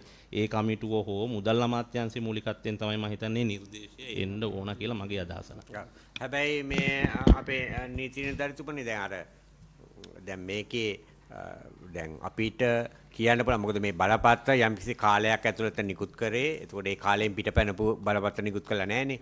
එතකොට ඒකට අදාළ වෙන ඒ බලපත්‍ර නිකුත් කරන්නේම අර ලක්ෂරි ටැක්ස් එක මිලියන 12ක් දක්වා වේව් කරනවා කියන පදනමින්නේ. එතකොට ඒක ලියාපදිංචි කිරීම කවදා කරත් ඒක අදාළ වෙන්නේ නෑ. අර හිමිකම තියෙනව නේද? නෑ ඒකේ මං හිතන්නේ විගණකාධිපතිතුමා චක්‍රලේඛයක් තියෙනවා. මං හිතන්නේ ඒ පර්මිට් එකේ සඳහන් කාලේ පැන්නොත් වෙන්නේ මොකද්ද කියන එකක් චක්‍රලේඛයක් තියෙනවා. මේ කොතෙන්ටද යන්නේ කියන එක. මේ මුදල් අමාත්‍යාංශයට. හරි. විගණකාධිපතිතුමා කිව්වා වගේ එහෙම ඒ කියන්නේ එහෙම ඩවුට් එකක් තියෙනවා. ඒක නිසා තමයි අපි දැන් මුදල් අමාත්‍යාංශයේ ලක්සරි ටැක්ස් සම්බන්ධ මුදල් පානත 2018 අංක 35 සහ මේ නියෝගයේ මුදල් ඇමතුමා තමයි ප්‍රකාශයට පත් කරලා තියෙන්නේ. ඒක නිසා ඒ ආයතනයේ මූලිකත්වයෙන් තමයි තීරණය කරන්න ඕන ඒ පළවෙනි එකේ සහනය හම්බ වෙන්නේ නැත්නම් දෙවෙනි කාරණේට වැටෙනවද කියන එක සහ මේක දැනට ලක්සරි ටැක්ස් එක අය කරන්නේ ශ්‍රී ලංකා රේගුවෙන් මේක නිෂ්කාශනය කරන මොහොතේදී. දැන් මේ වාහන ටික සියල්ලම නියමිත කාලය තුල නිෂ්කාශනය කරලානේ තියෙන්නේ. එතකොට නැවත මේක අය කරන්නේ කොහොමද කියන එක ශ්‍රී ලංකා රේගුවත් එක්ක තමයි බලන්න ඕන කොහොමද කරන්න කියලා. එතකොට එහෙම අය වෙන්න තියෙනවා නම් මම කියන්නේ ලියාපදිංචියට කලින් අය කරන එක රජයේ රෙවනිව් එක ආරක්ෂා කරන්න වැදගත් කියලා. ගරු සභාපතිනි මම රාජ්‍ය මූල්‍ය දෙපාර්තමේන්තුව විදිහට මෙතනට කියන්න වෙනවා. මොකද අවසාන ගැසට් එක ගැහුවේ 2024 ජනවාරි 8. ඒතර ඒ ගැසට් එක අනුව 2024 සැප්තැම්බර් 30 වෙද්දී ඔක්කොම වාහන රෙජිස්ටර් වෙන්න ඕන. හැබැයි එක වාහනයක් හරි ඊට පස්සේ රෙජිස්ටර් වෙන්නේ නැත්නම් අදාළ ලක්ෂරි වාහනයි සියලුම අය යුතු බදු ගෙවන්න ඕන. ඒක තමයි සාමාන්‍ය නීතිය. රෙවෙනියු තමයි රටට අවශ්‍යම දේ. රයිට්. ඒ කියන්නේ ඒක වළංගු. ඒ කියන්නේ ඒක සඳහන් කළ මොකක් හරි චක්‍රලේඛයක් නිකුත් කරන්න ඕනද ඔබතුමන්ලගෙන්? චක්‍රලේඛයක් නිකුත් කිරීම අවශ්‍ය වෙන්නේ නැහැ. නීතිය ඒකයි. එතකොට ඒකේ ප්‍රශ්නයක් තියෙනවා. දැන් කවුද ඒක අය කරන්නේ? ඒක තමයි දැන් මෙතනින් කරන්නේ දඩ මුදලක් අය කරන එක විතරනේ. මට පුළුවන් ඉන්නේ ගාස්තුවක් අය කරන්න විතරයි. මට බලයක් නැහැ ටැක්ස් එකක් හෝ වෙන ප්‍රමාදයට අදාළව දඩ මුදල විතරයි RME එකෙන් charge කරන්නේ. එතකොට අර අපේ අනිකුත් ආදායම් අහිමි වීමට අදාළව කවුද අය කර ගැනීම කරන්නේ? හැබැයි අය කරගන්න පුළුවන්නේ දැන් ලක්ෂ ටැක්ස් එක කස්ටම් එකේ තමයි සාමාන්‍ය අය. එතකොට ඒකේ අදතුමා මෙමය නෑ දැන් ඒක නිෂ්කාශනය කළ ඉවරයිනේ. ඒක දැන් කස්ටම් එකෙන් නිෂ්කාශනය වෙලා තිබුණාට පස්සේ දැන් කස්ටම් එක කොහොමද ඒක අය කරන්නේ? ඒක තමයි මම කියන්නේ. දැන් නෝමල් ප්‍රොසීඩියර් එක දැන් එතකොට අය කරගන්න ක්‍රම වේදයක් දැන්ට නෑනේ. එවනම් අපි මේ ආධාර වාහනේට අපි හැබැයි දන්නවා කොච්චර ලක්ෂ ටැක්ස් එකක් කියන්නේ මිලියන 6යිනේ ගැප් එක. ඒ බිලියන 6 රෙජිස්ටර් කරද්දී අය කරගන්න ඕන නෑ එතුමාට බෑනේ එතකොට ආයි අධිකරණයට යන්න පුළුවන් නේ දැන් මෙතුමාට නැති බලයකින් මුදලක් අය කරගන්න RMA එක කටයුතු කළොත් කස්ටමර්ට පුළුවන් නේ ඇක්ෂන් එකක් ගන්න. ඒක බැරි ඒක ගරු මන්ත්‍රීතුමනේ ඒක බරපතල වෙන්නේ මේක බද්දක් ටැක්ස් එකක්. ටැක්ස් එකක් අය කරගන්න අර කියන පාර්ලිමේන්තුවට ගිහිල්ලා ඒ ගිහලා ලොකු ක්‍රියාවලියක් යනවානේ. ඒක නිකම්ම අපිට නිකන් පුද්ගලයෙකුට අය කරගන්නවා වගේ වැඩක් නෙවෙයිනේ. ගාස්තුවක් නෙවෙයිනේ. ගරු විගණකාධිපතිතුමනි දැන් ඔය නඩුවේ අවසාන දිනේදී මේ කියන්නේ අවසානයේදී මේ රෙජිස්ටර් කරන්න ඇෆිඩවිට්ස් වලට සෙටල්මන්ට් එකට ගිය මොහොතේ පෙත්සම්කරුවන්ගේ නීතිඥවරු දැඩි ලෙස තර්ක කරේ මේ ඇෆිඩවිට්ස් ගන්නේ නැතුව මේව රෙජිස්ටර් කරන්න කියලා. ඊට පස්සේ නඩුව උදේ අරගෙන යම් වෙලාවකට අධිකරණයෙන් කිව්වා සෙටල්මන්ට් එක නැවත සාකච්ඡා කරලා ඉදිරිපත් කරන්න කියලා. ඊට පස්සේ තමයි ඒගොල්ලන්ට අපි කිව්වා අපිට කිසි ලෙසවත් මේ කමිටුවෙනුත් නිර්දේශ කරලා තියෙන ඇෆිඩවිට්ස් ගන්න ඕන අපිට එහෙම නැතිව සෙටල්මන්ට් එකට කොහොමවත් යන්න බෑ කියලා. ඊට පස්සේ ඒගොල්ලෝ එකක වුණා ඒ සෙටල්මන්ට් එකට එතනදී මේ රෙකෝඩ් කරා මං කියන්නේ විශේෂයෙන්ම පෙත්සම්කරුවන්ගේ නීතිඥවරු in terms of law තමයි මේ අපි ඉන්ට්‍රොඩියුස් කරන මොක හරි අඳුන්වලා දෙන්න පුළුවන්. ඒක චැලෙන්ජ් කරන්න ඒගොල්ලෝ රයිට් එක ඒ වෙලේම අධිකරණයේදී සඳහන් කරා තියෙනවා කියන එක. ඒක නිසා දැන් අලිත් කාරණේ තමයි මේ 2020 3/6 මට මතක විදිහට ඉන් පස්සේ සියලුම වාහන වලට ලක්සරි ටැක්ස් එක ආය කරන එක මුදල් අමාත්‍යවරයා ඔය ලක්සරි ටැක්ස් රෙගියුලේෂන් එකකින්ම කස්ටම් එකට දීලා තියෙන්නේ රෙගියුලේෂන් එකකින්. එතකොට මෝටර් කමිෂනර්ට පුළුවන් ඊට කලින් ඒවල අවුරුදු 7ක් දක්වා තියෙන වාහන වල ආය කරන එක මිස අලුත් ඒවල අය කරන්න බලයක් දැනට අපිට නැහැ. එතකොට ඒක නිසා තමයි මේක නැවත රිවිව් කරලා මේක අය කරන්නේ අය කළ යුතුද අය කරනවා නම් කොම ආයතනයකින්ද අය කරන්නේ ඒ ක්‍රමය තමයි නිශ්චිත කරලා ඒකට නීතිය මේ නීතිගත වෙන්න ඕන ක්‍රමවේදයක්. ඒක තමයි අවශ්‍යතාවය. ඒක කවුද කළ යුතු ආයතනය අපිට? ඒක මුදල් අමාත්‍යාංශයේ විසින් ක්‍රියාමාර්ගයක් ගත යුතුයි වහම. ලක්සරි ටැක්ස් එක සම්බන්ධයෙන් නම් මුදල් අමාත්‍යාංශයේ මුදල් පනත යටතේ තියෙන නිසා ඒ අරහා තමයි වෙන්නේ. අපි මුදල් අමාත්‍යාංශයට නිර්දේශයක් කරමු ඊට අදාළ බදු මුදල් පිළිබඳ තීන්දුව తీරන අරගෙන අය කර ගැනීම සඳහා කටයුතු කරන්න කියලා නේ. සභාපතිතුමනි දැන් මෙතන මේ අපි දැන් මේ වාහනකේ ගෙන්නන්න තිබ්බේ අපේ විදේශගත මේ ශ්‍රමිකයන්ටනේ. හැබැයි මේ ගෙන්නලා තියෙන වාහන ලිස්ට් එක බැලුවාම නම් පේන්නේ මම හිතන්නේ මේ ඔක්කොම ගෙනත් තියෙන ඔක්කොම සුපිරි වාහන. ඒතර මේ සමහර වාහන බැලුවොත් එහෙම තියෙනවා මේ BMW iX එහෙමත් තියෙනවා ඊට පස්සේ i7 i4 ඊට පස්සේ මේ Mustang Mercedes Benz EQB මේ වගේ ඔක්කොම Audi Ford වගේ වාහන තමයි ගෙන්නලා තියෙන්නේ. ඉතින් එතකොට අපිට මේක බලපුවාම ඇත්තටම පොඩි මේ අපිට චකිතයක් ඇති වෙනවා මේ ඇත්තටම අපේ ශ්‍රමිකයෝමද මේ වාහන ගෙන්නුවේ කියන එක. ඉතින් මම හිතන්නේ එතකොට අර ඔය ලක්සරි ටැක්ස් එක කියන එක මම හිතන්නේ මේ වගේ වාහන මේ ගෙනත් තියෙන වාහන ලිස්ට් එක බැලුවාම ඒ ලක්සරි ටැක්ස් එක කියන එක මම හිතන්නේ ඒකට ගින්න බෑ වාහන. ඔව් දැන් කොහොමද මේ කැබිනට් නෑ ඒක තමයි අර ඒ නිරීක්ෂණය කරන නිසා තමයි මට තේරෙන විදියට අර විගමෙන් එක ශ්‍රමිකයෝ කියන එක අර බියුරෝ එකේ රෙජිස්ටර් වෙන්න එක නැවැත්තුවේ ඒකයි. මොකද ඒක අහුවෙන්නේ අපිට වෙන පුද්ගලයන් කතා කළේවල ඔයා මොකද්ද කොහෙද කරන්න කියන එක හොයන්න බෑනේ. හැබැයි ඒක අහුවෙනවා අර අතන ලියාපදිංචි කරනකොට බියුරෝ එකේ ලියාපදිංචි කරලා කියන්නේ. ඒ නිසා තමයි ඒක අයින් කරලා දැම්මේ. මේකේ මූලික අරමුණ වෙන්නේ ලංකාවට විදේශී ඩොලර් ගෙන්න ගන්න එක. නමුත් වෙලා තියෙන්නේ ලංකාවේ තියෙන විදේශී විනිමය ටික වෙනම කණ්ඩායමක් අතෙන් ලංකාවෙන් පිටට යන එක වෙලා තියෙන්නේ අන්තිමට. ගරු සභාපතිතුමා දැන් මේකේ වෙලා තියෙන්නේ මේකයි දැන් බැලුවාම. දැන් මේ රටට හොඳ එකක් කරන්න ගිහිල්ලා තියෙන මේච්චර දුෂ්කර අවස්ථාවක. හැබැයි අන්තිමට කළු සල්ලි සුදු වීමක් වෙලා තියෙනවා. බණ්ඩාරනායකලා රත්වත් වෙලා රාජපක්ෂලා වාහන ගෙනල්ලා තියෙනවා. අනිත් පැත්තෙන් බලනකොට මේකේ තියෙන ලේඛනයක්ම මේ වාහන ගෙන්නන ආයතන. විශාල ආයතන ප්‍රමාණයක් ඒගොල්ලෝ කළු සල්ලි සුදු කරක් දන්නේ නැහැ. කොහොම හරි දැවැන්ත ලාභයක් ලැබලා තියෙන මේ ඊටාම දුෂ්කර කාලෙකනේ මේ වාහන මං හිතන්නේ දෙතුන් ගුණයක මුදලට විකුණන්නත් ඇති. තාමත් ඉකිරණ මේ වාහන. තාමත් ඉකිරණ මං දන්නේ අංක නැතුව විකුණනද කියලා. එහෙම තත්ත්වයක් තියෙනවා. ඒතර මේකට අපේ නිලධාරීන් යම් ප්‍රමාණයක් කැමැත්තෙන් හෝ අකමැත්තෙන් හෝ නොදැනුවත් මේකට සපෝට් එකක් වෙලා තියෙනවා. අන්න ඒක තමයි මින් මත්තට මේ වගේ දේවල් නොවෙන්න අපි මේ වැඩ කරන්න ඕනකම තියෙන්නේ. මේක ඇත්තටම දැන් අපරාධ පරීක්ෂණ දෙපාර්තමේන්තුවේ පරීක්ෂණයක් යනවා. ඒක ඇතුලේ අපි බලාපොරොත්තු වෙනවා අපි විශ්වාස කරනවා මේකේ ඇත්ත තොරතුරු ටික එළියට එයි කියලා. ඇත්තටම ශ්‍රමිකයෝද ගෙනාවේ නැත්නම් ශ්‍රමිකයෝ නමින් ගිණුම් වලට ව්‍යාපාරිකයෝ සල්ලි දාලා වාහන ගෙනවද නැද්ද කියන එක අපි ඒ වාර්තා හරහා ගමු. ඒතකොට අපි මෙන්න මේක ඇතුලේ දෙවන්ත මේ බදු මුදල් අහිමිවීමක් තියෙනවා රටට. සහ ඊට අමතරව ගරු සභාපතිතුමනි විගණකාධිපති වාර්තාවේ පැහැදිලිව නිර්දේශයට දක්වලා තියෙනවා මේක සම්බන්ධයෙන් මේ මුදල් මේ ගිණුම් වලට ආවේ කොහේ රටෙන්ද මොන ගිණුමෙන්ද කියලා බලන්න අපිට හැකියාවක් නැහැ. ඒ නිසා මේක අර මූල්‍ය බුද්ධි අංශයේ මහා භාණ්ඩාගාරයේ මේ මහා බැංකුවේ තියෙන මූල්‍ය බුද්ධි අංශයේ මගින් අපි උත්සාහ කරා මේක කරන්න. නමුත් අපිට කාලයක් තිබුණේ නැහැ. අපි නිර්දේශ කළා තියෙනවා ඒ පාර්ශවය හරහා මේක හොයලා බලන්න කියලා. මේ ඇත්තටම අර මනි ලොන්ඩරින් වලට මේක සම්බන්ධ වෙච්ච මේ කණ්ඩායම් මේක ඇතුලේ ඉන්නවාද කියන එක. මොකද විශාල මුදල් ප්‍රමාණයක් එනවා ඊට පස්සේ ආයෙ නැවත පිට වෙනවා. අර විගණාධිපතිතුමනි මේ කමිටියෙන් නිර්දේශ කරනවා ඒකේ the beneficiary should spend his own remittances කියලා ඒක proof ගන්න කියලා තියෙනවා. එතකොට ඒක ක්‍රියාත්මක වුණා නම් money laundering වෙන්න බෑ. ඔව්. හැබැයි ඒක ක්‍රියාත්මක වෙලා නැහනේ මේ ලේකම්තුනේ. ඔකනේ ප්‍රශ්නේ වෙලා තියෙන්නේ.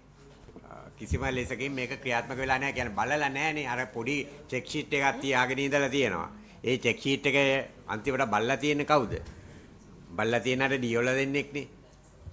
ඉතින් ඒ පුද්ගලයන්ට ඒ නිලධාරීන්ට එච්චර දැනුමක් නැහැනේ මේක.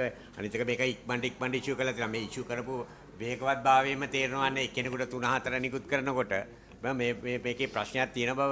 ඉතින් මේක අර බලපත්‍ර නිකුත් කරන්න ඉක්මන් වුණා මිසක් ඔය කියන තහවුරු කර ගැනීම කරන්න කාලයක් තිබිලා නැහැ. ඒ වගේම අධිපතිතුමනි මේ මම එකක් කියන්න අර අපි මේ බැංකු සම්බන්ධ වුණා හැම වෙලේ බැංකු සම්බන්ධ වුණා මම ආවට පස්සෙත් බැංකුත් එක්ක චක්‍රලේඛේ නිකුත් කරාට පස්සෙත් බැංකුත් එක්ක මේ මහා බැංකුවයි මේ සම්බන්ධයෙන් සාකච්ඡා පැවැත්තුවා.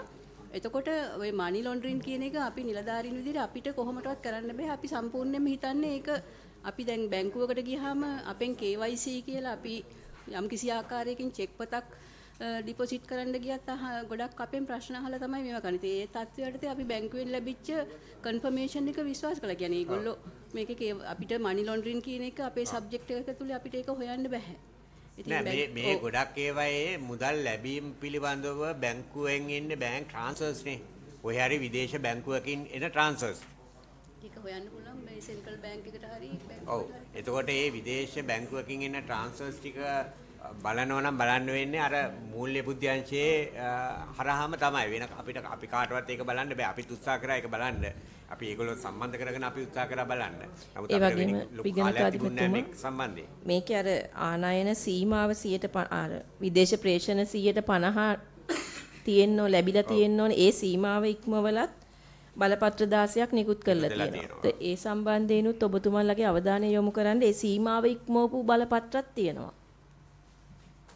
ඒ කියන්නේ ඒ මුදල් ප්‍රමාණයෙන් 150ක් අනිවාර්යයෙන්ම මුදල් කරන්න ඕනේ මේ රුපියල් කරන්න ඕනේ. හැබැයි එහෙමත් නැතුව ඒකෙන් ඊට වඩා වැඩි ප්‍රමාණයකට මේ වාහනයට වියදම් කරපු අවස්ථා තියෙනවා.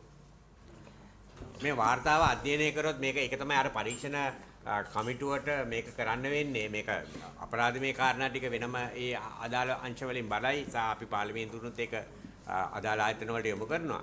හැබැයි ඊට අමතරව අභ්‍යන්තරකවත් මේක පරීක්ෂණයක් කරන්න ඕනේ. පරීක්ෂණ කණ්ඩායම මම හිතන්නේ ස්වාධීන විධිමත් පරීක්ෂණ කණ්ඩායමපත් කරන්න මේ සම්බන්ධයෙන් අවබෝධයක් තියෙන. ඒකට අවශ්‍ය වෙන සියලුම දත්ත මේ වාර්තාවේ තියෙනවා. ඒතකොට මේ වාර්තාවේ තියෙන ඒවායේ තහවුරු වීම අනුව අදාළ මේකට ආයතනික වශයෙන් යම් කිසි නිලධාරීන් කොට්ටාශයක් සම්බන්ධද ඒ පුජ්‍යලයන් හඳුනාගෙන ඒ අයට විරුද්ධව විනය ක්‍රියාමාර්ග ගැනීම ආයතනික වශයෙන් කළ යුතුයි. ඒතර අපරාධමය කාරණා සම්බන්ධයෙන් අපි මේක පාර්ලිමේන්තුවට යොමු කරලා ඒකට අදාළ වෙන ඉදිරි ක්‍රියාමාර්ග වලට යන්න. ගරු සභාපතිතුමනි විගණකාධිපතිතුමා තමන්ගේ වාර්තා ඒ ආයතනය විසින් කරන ලද්ද වාර්තාවේ සමස්ත විස්තරයක් සඳහන් වෙනවා. හැබැයි මං හිතන්නේ මීට පෙරත් ඔබතුමා මේ වගේ කමිටු සහභාගී වෙලා ඇති. වෙනසකට තියෙන්නේ නැති මේවට අදාළ පාර්ශවවල දේශපාලන අධිකාරිය මේ කමිටුවල මේ අසුන්වල ඉන්නේ නැති එදා. හැබැයි ඒ නිර්දේශ දීපු නිර්දේශ සාධාරණව ක්‍රියාත්මක කිරීමට නොහැකිතාවයක් තියෙන්නේ නැති. අද ඔබතුමාගේ විශ්‍රාම දිවියේ අවසාන දින කිහිපය මේ යන්නේ. ඒ පිළිබඳව රාජකාරී දිවියේ විශ්‍රාම ගන්න ඔබතුමා ඉදිරි දින කිහිපය ඇතුළත ඇත්තටම හරි දුකක් දැනෙනවා ඒක සම්බන්ධව. මොකද ඔබතුමා අපි මේ කමිටුව නියෝජනය කරන්න ආපු මේ කාල සීමාව ඇතුළත අපි දැක්කා සෑහෙන උත්සාහයක් අරගත්තා මේ රටේ මිනිසුන්ගේ බදු මුදල් මේ රටේ අයථා විදිහට පරිහරණය කරපු දේපල පිළිබඳව විවරණයක් කළා. ඒවා නැවත මේ රටේ මිනිසුන්ට ලබා දෙන්න ගත්ත උත්සාහය පිළිබඳව ස්තුතිවන්ත වෙනවා ගැන ඔබතුමාට. ඒ වගේම අපිට මෙතන අද මේ මොහොතේ නියෝජනය කරන කණ්ඩායම ගත්තොත් එහෙම අපි කාගේවත් අත්වල කුණු නැහැ. එහෙම කණ්ඩායමක් තමයි අද කෝප කමිටුවේ මේ මොහොතේ නියෝජනය කරන්නේ. ඉතින් ඒ නිසා අපිට ඔබතුමාගේ කාලය ඇතුළත මේ ගත්ත උත්සාහයට ස්තුතිවන්ත වෙනවා අතරම අපිට අවස්ථාවක් තියෙනවද මේක සම්බන්ධව පාර්ලිමේන්තුවේදී විවාදයකට යන්න? මොකද මේ දේශපාලන අධිකාරියේ මේ අක්‍රමිකතාවයන් රටට නිරාවරණය විය යුතුයි. රටේ මිනිස්සු දැනගන්න ඕනි. එතකොට අපිට අවස්ථාවක් තියෙනවද මේකෙදී පාර්ලිමේන්තුවේ විවාදයකට නිර්දේශයක් විදියට කෝප කමිටුවෙන් යෝජනාවක් ගන්න? පුළුවන් ගරු මන්ත්‍රීතුමනි දැන් මේක අපි අවසානයේ මේ නිර්දේශ අපි ආයතනික වශයෙන් පරීක්ෂණයක් කළවල කරන්න ඕන නිර්දේශ ටික දීලා තියෙනවා. ඒකට ඒක අනුව මම හිතන්නේ ප්‍රධාන ගණන්දී වෙනදාරිතුමිය විසින් ඒ කාණ්ඩායමපත් කළවල ඒක සුසු ක්‍රියාමාර්ග ගනි. ඒකට මේක අපිට ඉතින් එහාට යන්න පුළුවන් ක්‍රියාමාර්ගයකට තියෙන අදාළ නීති ක්‍රියාත්මක බලාත්මක කරන ආයතනයකට මේක යොමු කිරීම. මේකේ තියෙන අපරාධමය කාරණා සම්බන්ධයෙන් ඒක තමයි මම නිර්දේශ කරේ. අපි මේක කමිටුවක් විදියට දැන් අපේ මේ කමිටුවේ කෝපා කමිටුවේ නිර්දේශයක් එක්ක අපි වාර්තාවක් සකස් කරලා මේ වාර්තාවත් ඇමනුමක් විදියට විගණකාධිපති වාර්තාවත් ඇමනුමක් විදියට දාලා අපි ඉදිරිපත් කරමු. ඊට පස්සේ ඔබතුමාලට පුළුවන් මේකට විවාදයක් ඉල්ලන්න. ඒ විවාදයේදී ඒ සම්බන්ධයෙන් දීර්ඝව සාකච්ඡා කරලා ආදාළ සුසු නිර්දේශ ටිකක් පාර්ලිමේන්තුවෙන් අදාළ නීතිය බලාත්මක කරන ආයතන ඉදිරිපත් කරාම ඉතින් එහාට කටයුතු සිද්ධ වෙනවා. විගණාධිපතිතුමාගේ සම්බන්ධ එක පොඩි ඉල්ලීමක් තියෙනවා. අර මුදල් අමාත්‍යාංශයට අපි කිව්වනේ දෙන්න කියලා මේ පාඩුව ශනිකව අය කරගන්න එකට. ඒකේ අය කරගන්නකොට අර මේ මොන රෙවෙනියු කෝඩ් එක හරි මොකක් හරි එහෙම එකකුත් දුන්නා නම් හොඳ නැත්නම් ආයි ගැටලුවක් පාත් වෙනවා මේ රෙවෙනියු කෝඩ් එක මොකක්ද කියලා. ඇත්ත. මේ මුදල් අමාත්‍යංශය නේද තීරණය කරන්න මුදල් අමාත්‍යංශය ඒක පාර්ලිමේන්තුවේ දාලා මම දන්නේ නැහැ ඒක කියන කෝඩ් එකක් හරි මුදල් අමාත්‍යංශයෙන් කළා. ඒක මේ මම අර මතු කරේ මේ විගණකාධිපතිතුමාගේ නිර්දේශයක් තියෙනවනේ දැන් මේ ක්‍රියාවලිය සම්බන්ධයෙන් රාජ්‍ය නිලධාරීන්ගෙන් යම් අක්‍රමිකතාවයක් වෙලා තියෙනවා නම් අපිට පුළුවන් විනයානුකූල ක්‍රියාමාර්ග ගන්න ආයතන සංග්‍රහ සහ මුදල් රෙගුලාසි සහ ඊට අදාළ සක්ලේඛනත් එක්ක. නමුත් මේක ටිකක් අපි මේ පැත්ත මෙතන විමර්ශනය කරගන්න ෆැක්ට්ස් නෑ හරියටම යට තියෙන්න පුළුවන්. නමුත් අර ක්‍රියාවලිය මුල ඉඳලා දැකිච්ච දේ තමයි මේ අමාත්‍යවරයාගේ එවකට අමාත්‍යවරයාගේ අමාත්‍ය කාර්ය මණ්ඩලයේ බලපෑම සහ ඒ හුළඟ ඒ මැදිහත් වීම මේ කරා හොඳින් තිබුණ බව නිරීක්ෂණය වෙනවා. මේ නම් විදිහට අපි අල්ලලා කිව්වේ නැතුණාට අපි කවුරුත් දන්නවා ඒකට හිටිය අමාත්‍යවරයා කවුද අමාත්‍ය කාර්ය මණ්ඩලය. ඒ නිසා විගණකාධිපතිතුමා දැන් අපිට රජයේ නිලධාරීන් සම්බන්ධයෙන් ඔබතුමාට යම් නිර්දේශයක් මෙතන දී ගන්න පුළුවන්කම තියෙනවා. නමුත් යම් හේක මේ පරීක්ෂණයේදී අමාත්‍ය කාර්ය මණ්ඩලේ හෝ ඒ අදාළ අය රජයේ නිලධාරීන් නොවන පිරිසක් යම් මේකට මැදිහත් වීමක් කළා හෝ බලපෑමක් හෝ අයථා ලෙස කටයුතු කළා තියෙනවා නම් අපිට ඒ පිළිබඳව යන්න පුළුවන්කම තියෙන සිවිල් ක්‍රියාවලියක් වෙන්න පුළුවන්.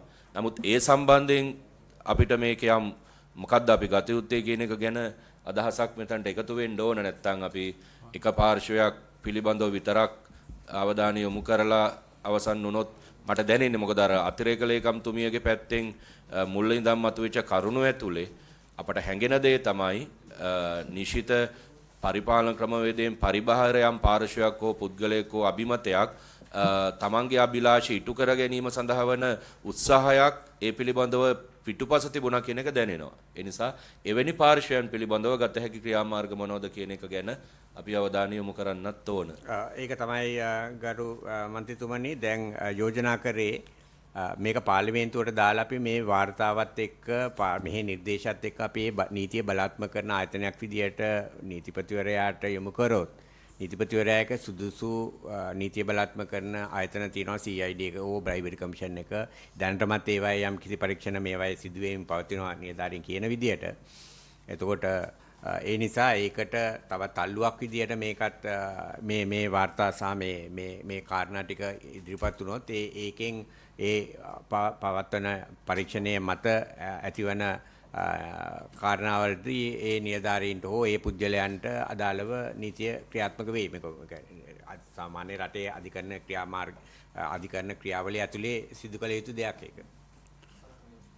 අපට විදේශකරතුමා ලේකම්තුමීට තමයි අපි නිර්දේශ කරේ පරීක්ෂණයක් කළ වාර්තාවක් දෙන්න කියලා.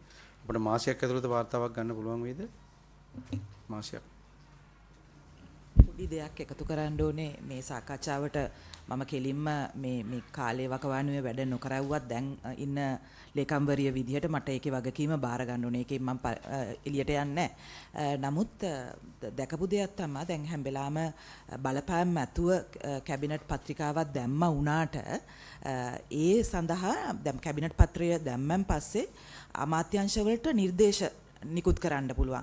ඉතින් එතකොට මම හිතනවා දැන් අපිට රජයේ නිලධාරීන් විදියට කොච්චර අමති කෙනෙක් වෙන්න පුළුවන් කවුරු වුණත් බලපෑම් කරත් ඒ කැබිනට් පත්‍රිකාව හදලා දැම්මන් පස්සේ එතකොට ඒකේ වගකීමක් තියෙනවා අනික අමාත්‍යවරුන්ටත් ඒකේ වැඩ කරන නිලධාරීන්ටත් ඒගොල්ලෝගේ ඔබ්සර්වේෂන්ස් දෙන්න. ඒකින්ද මම හැම වෙලාවෙම හිතන්නේ නෑ මේ ඒ අමාත්‍යාංශයට විතරක්ම මේක ලඝු කිරීම සාධාරණයි කියලා. මම හිතන්නේ ඒක එක පැත්තක්.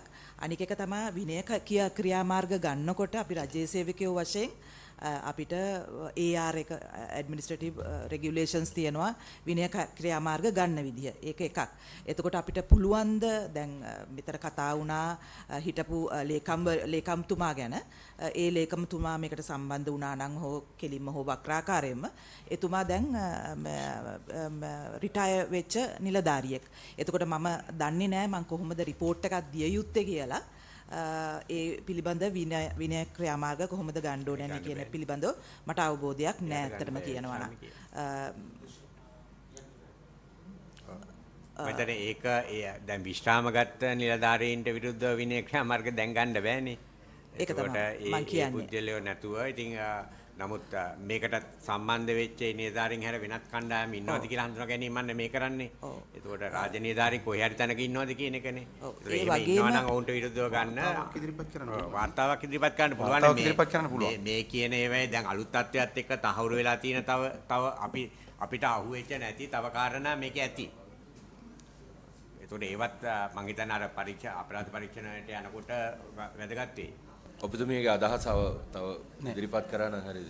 මොකක් හරි ඒ සම්බන්ධයෙන් ඒ කියන්නේ නිර්දේශ මේ විනය ක්‍රියාමාර්ග ගන්න බැරි වුණාට යම් වාර්තාවක් ඉදිරිපත් කරන්න පුළුවන්කම තියෙනවා. ඔව් වාර්තාවක් ඉදිරිපත් කරන්න වගකීම ඒ වගේම කියන එක සම්බන්ධයෙන් අපිට පුළුවන් වාර්තාවක්. ඔව් ඒ වගේම අපිට වාර්තාව ඉදිරිපත් කරන්න පුළුවන්නේ අපි ගාව තියෙන තොරතුරු අනුව තමයි. දැන් මෙතුමත් එක්ක මම මේ අමාත්‍යාංශය බාරගත්තන් පස්සේ මෙතුමාත් එක්ක මේ සම්බන්ධව වැඩ කරන නිලධාරීන් එක්ක කතා කරපුවාම ඒගොල්ලොන්ට තිබිච්ච ලොකුම ප්‍රශ්නේ තමයි ඒගොල්ලෝ මේකට කිසිම සම්බන්ධයක් උන්නේ නැහැ.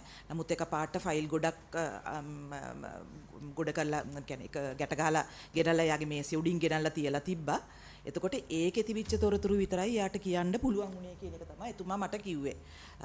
එතකොට දැන් උනත් අපිට තියෙන තොරතුරු වලින් තමයි අපිට වාර්තාව හදන්න පුළුවන් උත් අද මේකේ සාකච්ඡා වෙච්ච දේවල් ගැන හැබැයි ඒකත් එක නිරීක්ෂණයක් මම හිතන්නේ ওই මේ වාර්තාවට එන්න ඕනේ. මොකද දැන් අපේ රාජ්‍ය යාන්ත්‍රණය තුල තියෙනවානේ තොරතුරු ඩොකියුමන්ට්ස් බාර ගැනීම බාර දීම මේවා පිළිවෙලකට විය යුතු දැන් අලුතෙන් මම හිතන්නේ බ්‍රයිබරි එකේ චක්‍රලේඛයක ගයිඩ්ලයින් එකකුත් නිකුත් කරලා තියෙනවා.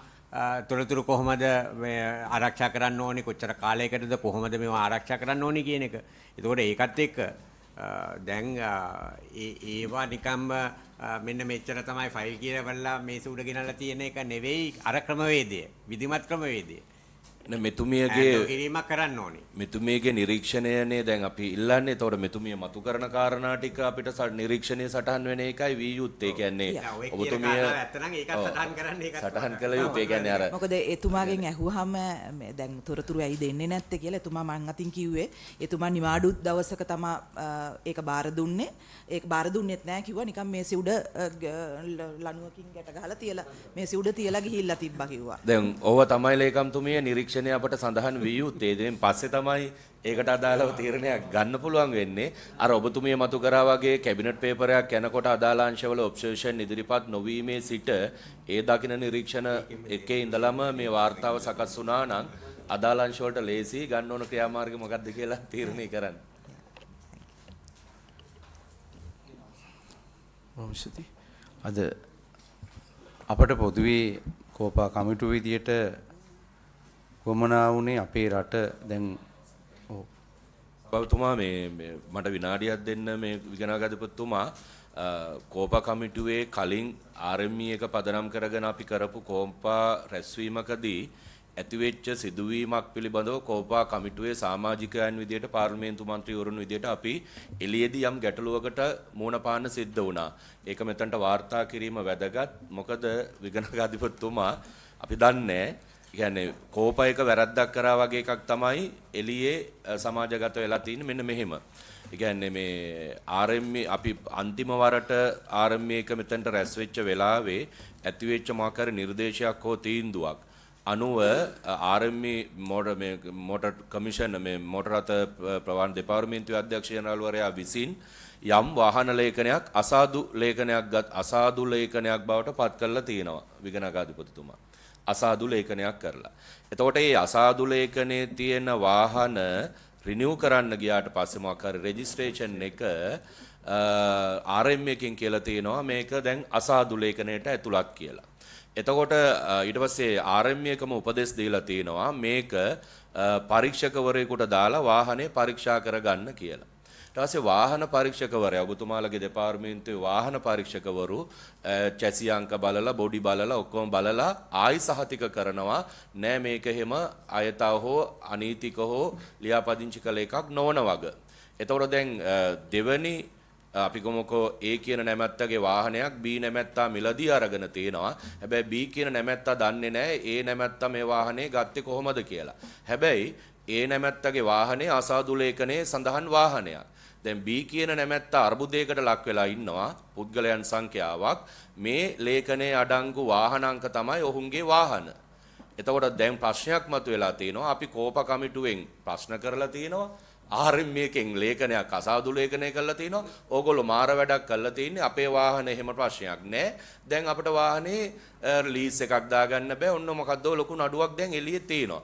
අපිට මේක නිරෝල් කරගන්න ඕන. මොකද මම මේ ප්‍රශ්නේ දා කියන කොටත් කිව්වා මේ જાතියේ වාහන සමහර විට අපිත් මිලදීගෙන ඇති. අපි දන්නේ හැබැයි දැන් මම මේ පුද්ගලයෝ නම් කරන්නේ ඒගොල්ලෝගේ පෞද්ගලික කාරණා නිසා. නමුත් ප්‍රශ්නයක් තියෙනවා. දැන් අපිට ඔබතුමාගෙන් නිරෝල් කරගන්න ඕන. දැන් අපි වැරදිකාරයෝ වෙලා ඉන්නේ එළියේ අපි මේ ප්‍රශ්නයක් කතා කරලා ඒකේ මොකක් හරි ලේඛනයක් අසාදු ලේඛනය කරලා දැන් ඒ වාහන තියෙන අය ප්‍රශ්නයක් මතු කරනවා. ඒකේ කොමසාරිස් ජනතුමා කෙටි අපිට කාරණේ මොකද්ද අපිට දන්නේත් නැහැ මොන වාහන ලේඛනයේද කියලා.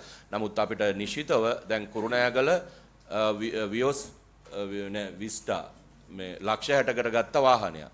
දැන් ඒ නැමැත්තට දැන් ඒක එයාගේ දැන් ගෙදර ප්‍රශ්නයක් ඇවිල්ලා වාහනේ ලීස් කරගන්න බැංකුවට ගියාම බැංකුවේ මොකද්ද අසාදු ලේඛනයක තියෙන්නේ. ඔබතුමාලට ගාවට ආවම පරීක්ෂකවරු කියනවා නෑ එහෙම එකක් නෑ කියලා. මෙන්න මේ නඩුව මොකද්ද මේක බේරන්නේ මොකද්ද මේකේ අගමුල කියන එක අපිට මේක එන්නේ අපි දැන් එළියට ගියාට පස්සේ මේ ප්‍රශ්නය ආවහම කෝපයකේ മന്ത്രിවරු විදියට අපිට පෞද්ගලිකව කතා කරනවා මොකද්ද මේ කරපු ප්‍රශ්නේ කියලා. ගරු සභාපතිතුමනි මම හිතන්නේ මේ කෝපයකට ආවට පස්සේ අපි බ්ලැක් ලිස්ට් කරපු එකක් මොකුත් මේ වෙනකම් මම දැනුවත්ව නැහැ. ඒ කියන්නේ අපි කෝපයකට එන්න කලින් අපිට ඇවිල්ලා තිබිච්ච ඔඩිට් කෝරිස් වල අනුව විගණකාධිපතිතුමා ඉදිරිපත් කළා තිබිච්ච කරුණු කාරණා වල දේවල් අසාදු ලේඛනගත කරලා ඒකට අදාළ පරීක්ෂණ කරගෙන යන එක වෙනවා. අර ඔබතුමා කියපු වාහනේ ඔය කියන පරීක්ෂකවරයාට ඉදිරිපත් කළා නිවැරදි කියලා තහවුරු කරලා දීපිකත් සම්බන්ධයෙන් මොන හරි තොරතුරක් මට ලබා දුන්නොත් මට ඒක සම්බන්ධයෙන් විශේෂයෙන් බලන්න පුළුවන්. මම දැනුවත් නම් මට එහෙම එකක් වාර්තා වුණේ නැහැ මොකද්ද කියලා. එහෙම කාරණයක් ඒ කියන්නේ නිවැරදි වාහනයක් මොන හරි අසාදු ලේඛනගත වෙලා තියෙනවා නම් මොකක් හරි ගැටලුවක් ඇති වෙලා තියෙනවා නම් ඒක තොරතුරු ඉදිරිපත් කරොත් මට ඒ සම්බන්ධයෙන් විශේෂයෙන් බලන්න පුළුවන්. අනිත් සියලුම වාහන අසාදු ලේඛනගත කරලා තියෙන්නේ මේ මටත් කතා කරා මාධ්‍යවේදී මහත්තයෙක්. එයාගෙත් ওই ප්‍රශ්නේම ආවා. හදිසි සත්කමකට මුදලක් ඕන වෙලා ලීසයක් ගන්න ගිහිල්ලා බැලුවාම වාහනේ අසාදුගත කරනවා. ඊට පස්සේ දුන්නු උපදෙස් පරිදි පරීක්ෂකවරයාට ඉදිරිපත් කරාම එහෙම ගැටලුවක් නැහැ කියලා. ඊට පස්සේ නැවත ආවහම RME එකෙන් කියලා තියෙනවා පළවෙනි අයිතිකරුගෙන් සිදුවෙච්ච අක්‍රමිකතාවයන් නිසා අසාධුගත කළේ හතරවෙනියා. ඒතර දැන් මේකට උත්තරයක් අපි සපයන්න ඕන. අනේ ඔබතුමා ඔය කියනවා ඇත්තේ අර ඇත්තටම ඔය අපි වාහන 506ක් නවත්තලා තිනවා මම හිතන්නේ ලේකම්තුමත් මෙක් කලින් මෙම කරා අර ස්පෙෂල් පර්පස් වාහන හැටියට ගෙනල්ලා ලංකාවේ මේ රෙජිස්ටර් කරලා ඒ කියන්නේ මේ එළියට දාලා ඊට පස්සේ අපි ගාව ඩුවල් පර්පස් වාහන හැටියට රෙජිස්ටර් කරපු වෑන් ඔය වෑන් වල තමයි ඔය අර්බුදේ මම හිතන්නේ ගොඩක් මේ ඉදිරිපත් වෙලා තියෙන්නේ අපිට ඒක කලින් කෝපා කමිටුවෙන් දීපු නියෝගයක් අනුව ඒ කියන්නේ ඔබතුමාලා කලින් තිබිච්ච කෝපා කමිටුවෙන් දීපු නියෝගයක් අනුව අසාදු ලේඛනගත කරලා කෝපා එකට වාස්තාවක් දීලා ඒ කමිටුවක්පත් කරලා ඒකේ තීරණ දැන් කැබිනට් එකට දැනුම් දෙන්න අවශ්‍ය මූලික කටයුතු කරලා දැන් ඒකේ අදාළ නීති මේ නීතිපති උපදෙස් ලබා ගැනීමට කැබිනට් පේපරේ ගන්න තීන්දුවට අදාළව දැන් යොමු කරන්න ලෑස්ති කරලා තියෙනවා. මම හිතන්නේ ඔබතුමාලා ඔය අදහස් දක්වන්නේ හුඟක් වෙලාට ওই කාරණේ වෙන්න ඕනේ. මොකද ඕක තමයි ගොඩක්ම ඒ කියන්නේ ඇත්තටම ඕකේ අසාදු ලේඛනගත කරාට වාහනේ වරදක් නැහැ. වාහනේ බැලුවාම වරදක් තියෙන එකක් නෙවෙයි. වාහනේ නීත්‍යානුකූලව රට ඇතුළට ගෙනල්ලා තියෙනවා. ගෙනල්ලා තියෙන්නේ විශේෂ කාර්යයක් සඳහා.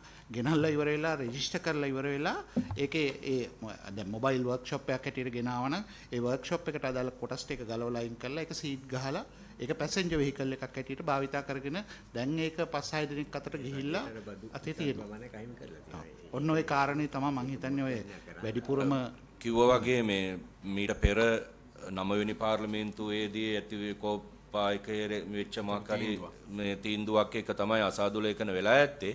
නමුත් ඔය මේ කියන જાතිය කන්න මට නිශ්චිතව කතා කරපු තැනත්තට අදාළ තියෙන කුරුණෑගල ප්‍රදේශයෙන් මිලදී ගත්ත විස්ටා වර්ගයේ ටොයෝටා කාර් රථයක්. එතකොට මේ කියන කැටගරියට ඒකයි තියනවද කියන එක පැහැදිලි නැහැ. නමුත් ප්‍රශ්නගත වාහනය ගත්තොත් ඒ කාණ්ඩයට අදාළ වාහනයක්. ඉතින් අර මේ જાතියව දැන් මේ RME එක පිළිබඳව දැන් මෑතක මේ නැවත සංවාදයක් මතුවෙන නිසා හැමෝම මේ ගැන සැලකිලිමත් වෙනවා. දැන් ප්‍රශ්න එකින් එක එනවා. ඒකයි මේ නිශ්චිතව දැනට සති දෙකකට උඩදී අපි මුණ පාවු ප්‍රශ්නයක් තමයි මේ කොමසාරිස්තුමා දැන් ඕකේ තියෙන ගැටලුව මේ නැවත එන්නේ ආයතන පැත්තට මේ කියන්නේ දැන් අසාදු ලේඛනගත කරාට පස්සේ ඒ පුජ්‍යලයා දැනුවත් කිරීමක් කරනවා නම් ওই ගැටලුව මේ සෑහෙන ප්‍රමාණයකින් විසඳෙනවා. ඊට පස්සේ අවසානයේ නෑ දැනුවත් කරලා නෑනේ. දැනුවත් කරලා නැති නිසා තමයි යා යනවා තමන්ගේ අවශ්‍යතා ඉෂ්ට කරගන්න. ගියාට පස්සේ තමයි දන්නේ මේක අසාදු ලේඛනගත කරලා කියලා. නෑ ඕකේ වෙලා තියෙනවා නම් අනිවාර්යයෙන්ම අසාදු ලේඛනගත කරාම ලියාපදිංචි අයිතිකරුවට දැනුම් දෙනවා. සමහරු වාහනේ අරගෙන තමන්ගේ නමට රෙජිස්ටර් නොකර තියාගෙන ඉඳලා රෙජිස්ටර් කරගන්න ගියාම එයා දන්නේ නැහැ ඒක අසාදු ලේඛනගත කරලා තියෙනවා කියලා. එහෙම ගැටලුවක් කරුණකොට ඔය සියලුම දෙනාට ඒ කියන්නේ අපේ පද්ධතිය ඇතුලේ අයිතිකරු හැටියට ඉන්න සියලුම දෙනාට ලිඛිතව දැනුම් දෙනවා. එක්ක ඔයා ආයේ දීලා තියෙන අපේට ලිපිනේ වැරදි වුණොත් ඇරෙන්න සෑම කෙනෙකුටම ලිඛිතව දැනුම් දෙනවා. හැබැයි දැන් වාහනයක් දැන් දෙවෙනි පළවෙනියා නම් එයාන්නේ මේ වැරද්ද කරලන්නේ. එතකොට එයා හැබැයි ඒක කියන්නේ නැතුව දෙවෙනියෙකුට විකුණනකොට දෙවෙනියාගේ අයිතිය ට්‍රාන්ස්ෆර් කරනවානේ. ඒතකොට ට්‍රාන්ස්ෆර් කරන වෙලාවේදී මොටර් ට්‍රැෆික් දන්නවනේ මේක අසාදුගත ලේඛනයක් කියලා. නෑ අසාදු ලේඛන ගත කරපු එක ට්‍රාන්ස්ෆර් වෙන්න බෑ. ආ. ඒක තමයි. ඔය අසාදු ලේඛන ගත වෙන්න කලින් ට්‍රාන්ස්ෆර් සිද්ධ වෙච්ච එකක් තමයි තියෙන්න පුළුවන් විකුණකාධිපති. ඒත් දැන් අපි ගත්තොත් හතරවෙනි අයිතිකරුගේ නම් තියෙන්නේ වාහනේ. එයාගේ තොරතුරු ටික තියෙනවනේ ඔයාලා ගාව. ඒතර ඒ අසාදුගත කරා කියන එකේ තොරතුරු යන්න ඕන හතරවෙනියා ගාවටනේ. ඔව් නෑ. පළවෙනියා ගාවට නෙමෙයිනේ. ඒක තමයි සබබ්තම මම කිව්වේ අපේ පද්ධතිය තියෙනවා නම් එයාගේ නමට ට්‍රාන්ස්ෆර් කරගෙන තියෙනවා නම් එයාගේ ලිපිනේ අපිට දීලා තියෙන ලිපිනේ නිවැරදි නම් අනිවාර්යයෙන්ම එයාට ඒ ලියුම යන්න ඕනේ. ඒක ලිඛිතව දැනුම් දෙනවා. හොඳයි. අද දවසේ අපි විදේශගත ශ්‍රමිකයන් සඳහා දුන්නු විශේෂ වරප්‍රසාදයක් විදියට ඉලෙක්ට්‍රික් වාහන ආනයනය සඳහා කැබිනට් තීන්දුවකින් දුන්නු අවසරය මත වාහන ගෙන්වල ඇතිවෙච්ච ගැටලු සම්බන්ධයෙන් අද දවසේ අපි කතා කරේ. ඒකෙදී අපි නිලධාරි විදියට මේ කාර්යය සාර්ථක කරගන්න මැදිහත් වෙච්ච නිලධාරි අපට හඳුනා ගන්න පුළුවන්කම ලැබුණා. ඒ වගේම සමහර නිලධාරීන් දේශපාලන වමනාවන් මත දේශපාලච්චගේ බලපෑම් මත ක්‍රියාත්මක කරපු ආකාරයක් නිරීක්ෂණය වෙනවා. ඒ නිසා අපි විශේෂයෙන්ම මෙවැනි අවස්ථාවල තමන්ගේ රාජකාරිය දේශපාලන බලපෑම් වලට යට නොවි කටයුතු කිරීම සම්බන්ධයෙන් අපිට තියෙන ගෞරවයක්. ඒ නිලධාරීන් සියලු දෙනාට ස්තුතිය පුද කරන්නත් මේ අවස්ථාවක් කරගන්නවා.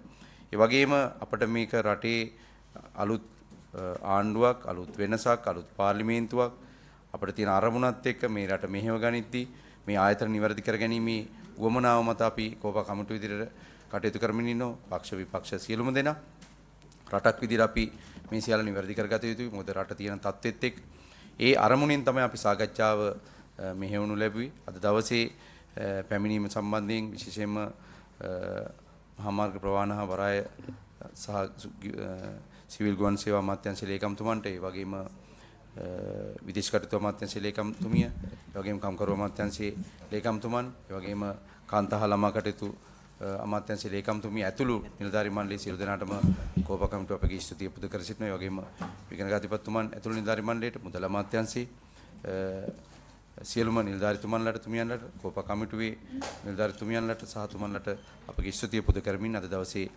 වැඩ කටයුතු අවසන් කරනවා. මන්ත්‍රීවරුන්ට පුංචි වෙලාවක් මේ ස්ථානයේ රැඳී සිටින කියලා ගෞරවණීයලා සිටිමින් සියලු දෙනාටම සුබ දවසක් ප්‍රාර්ථනා කරමින් අද දවසේ වැඩ කටයුතු අවසන් කරන බොහොම ස්තුතියි.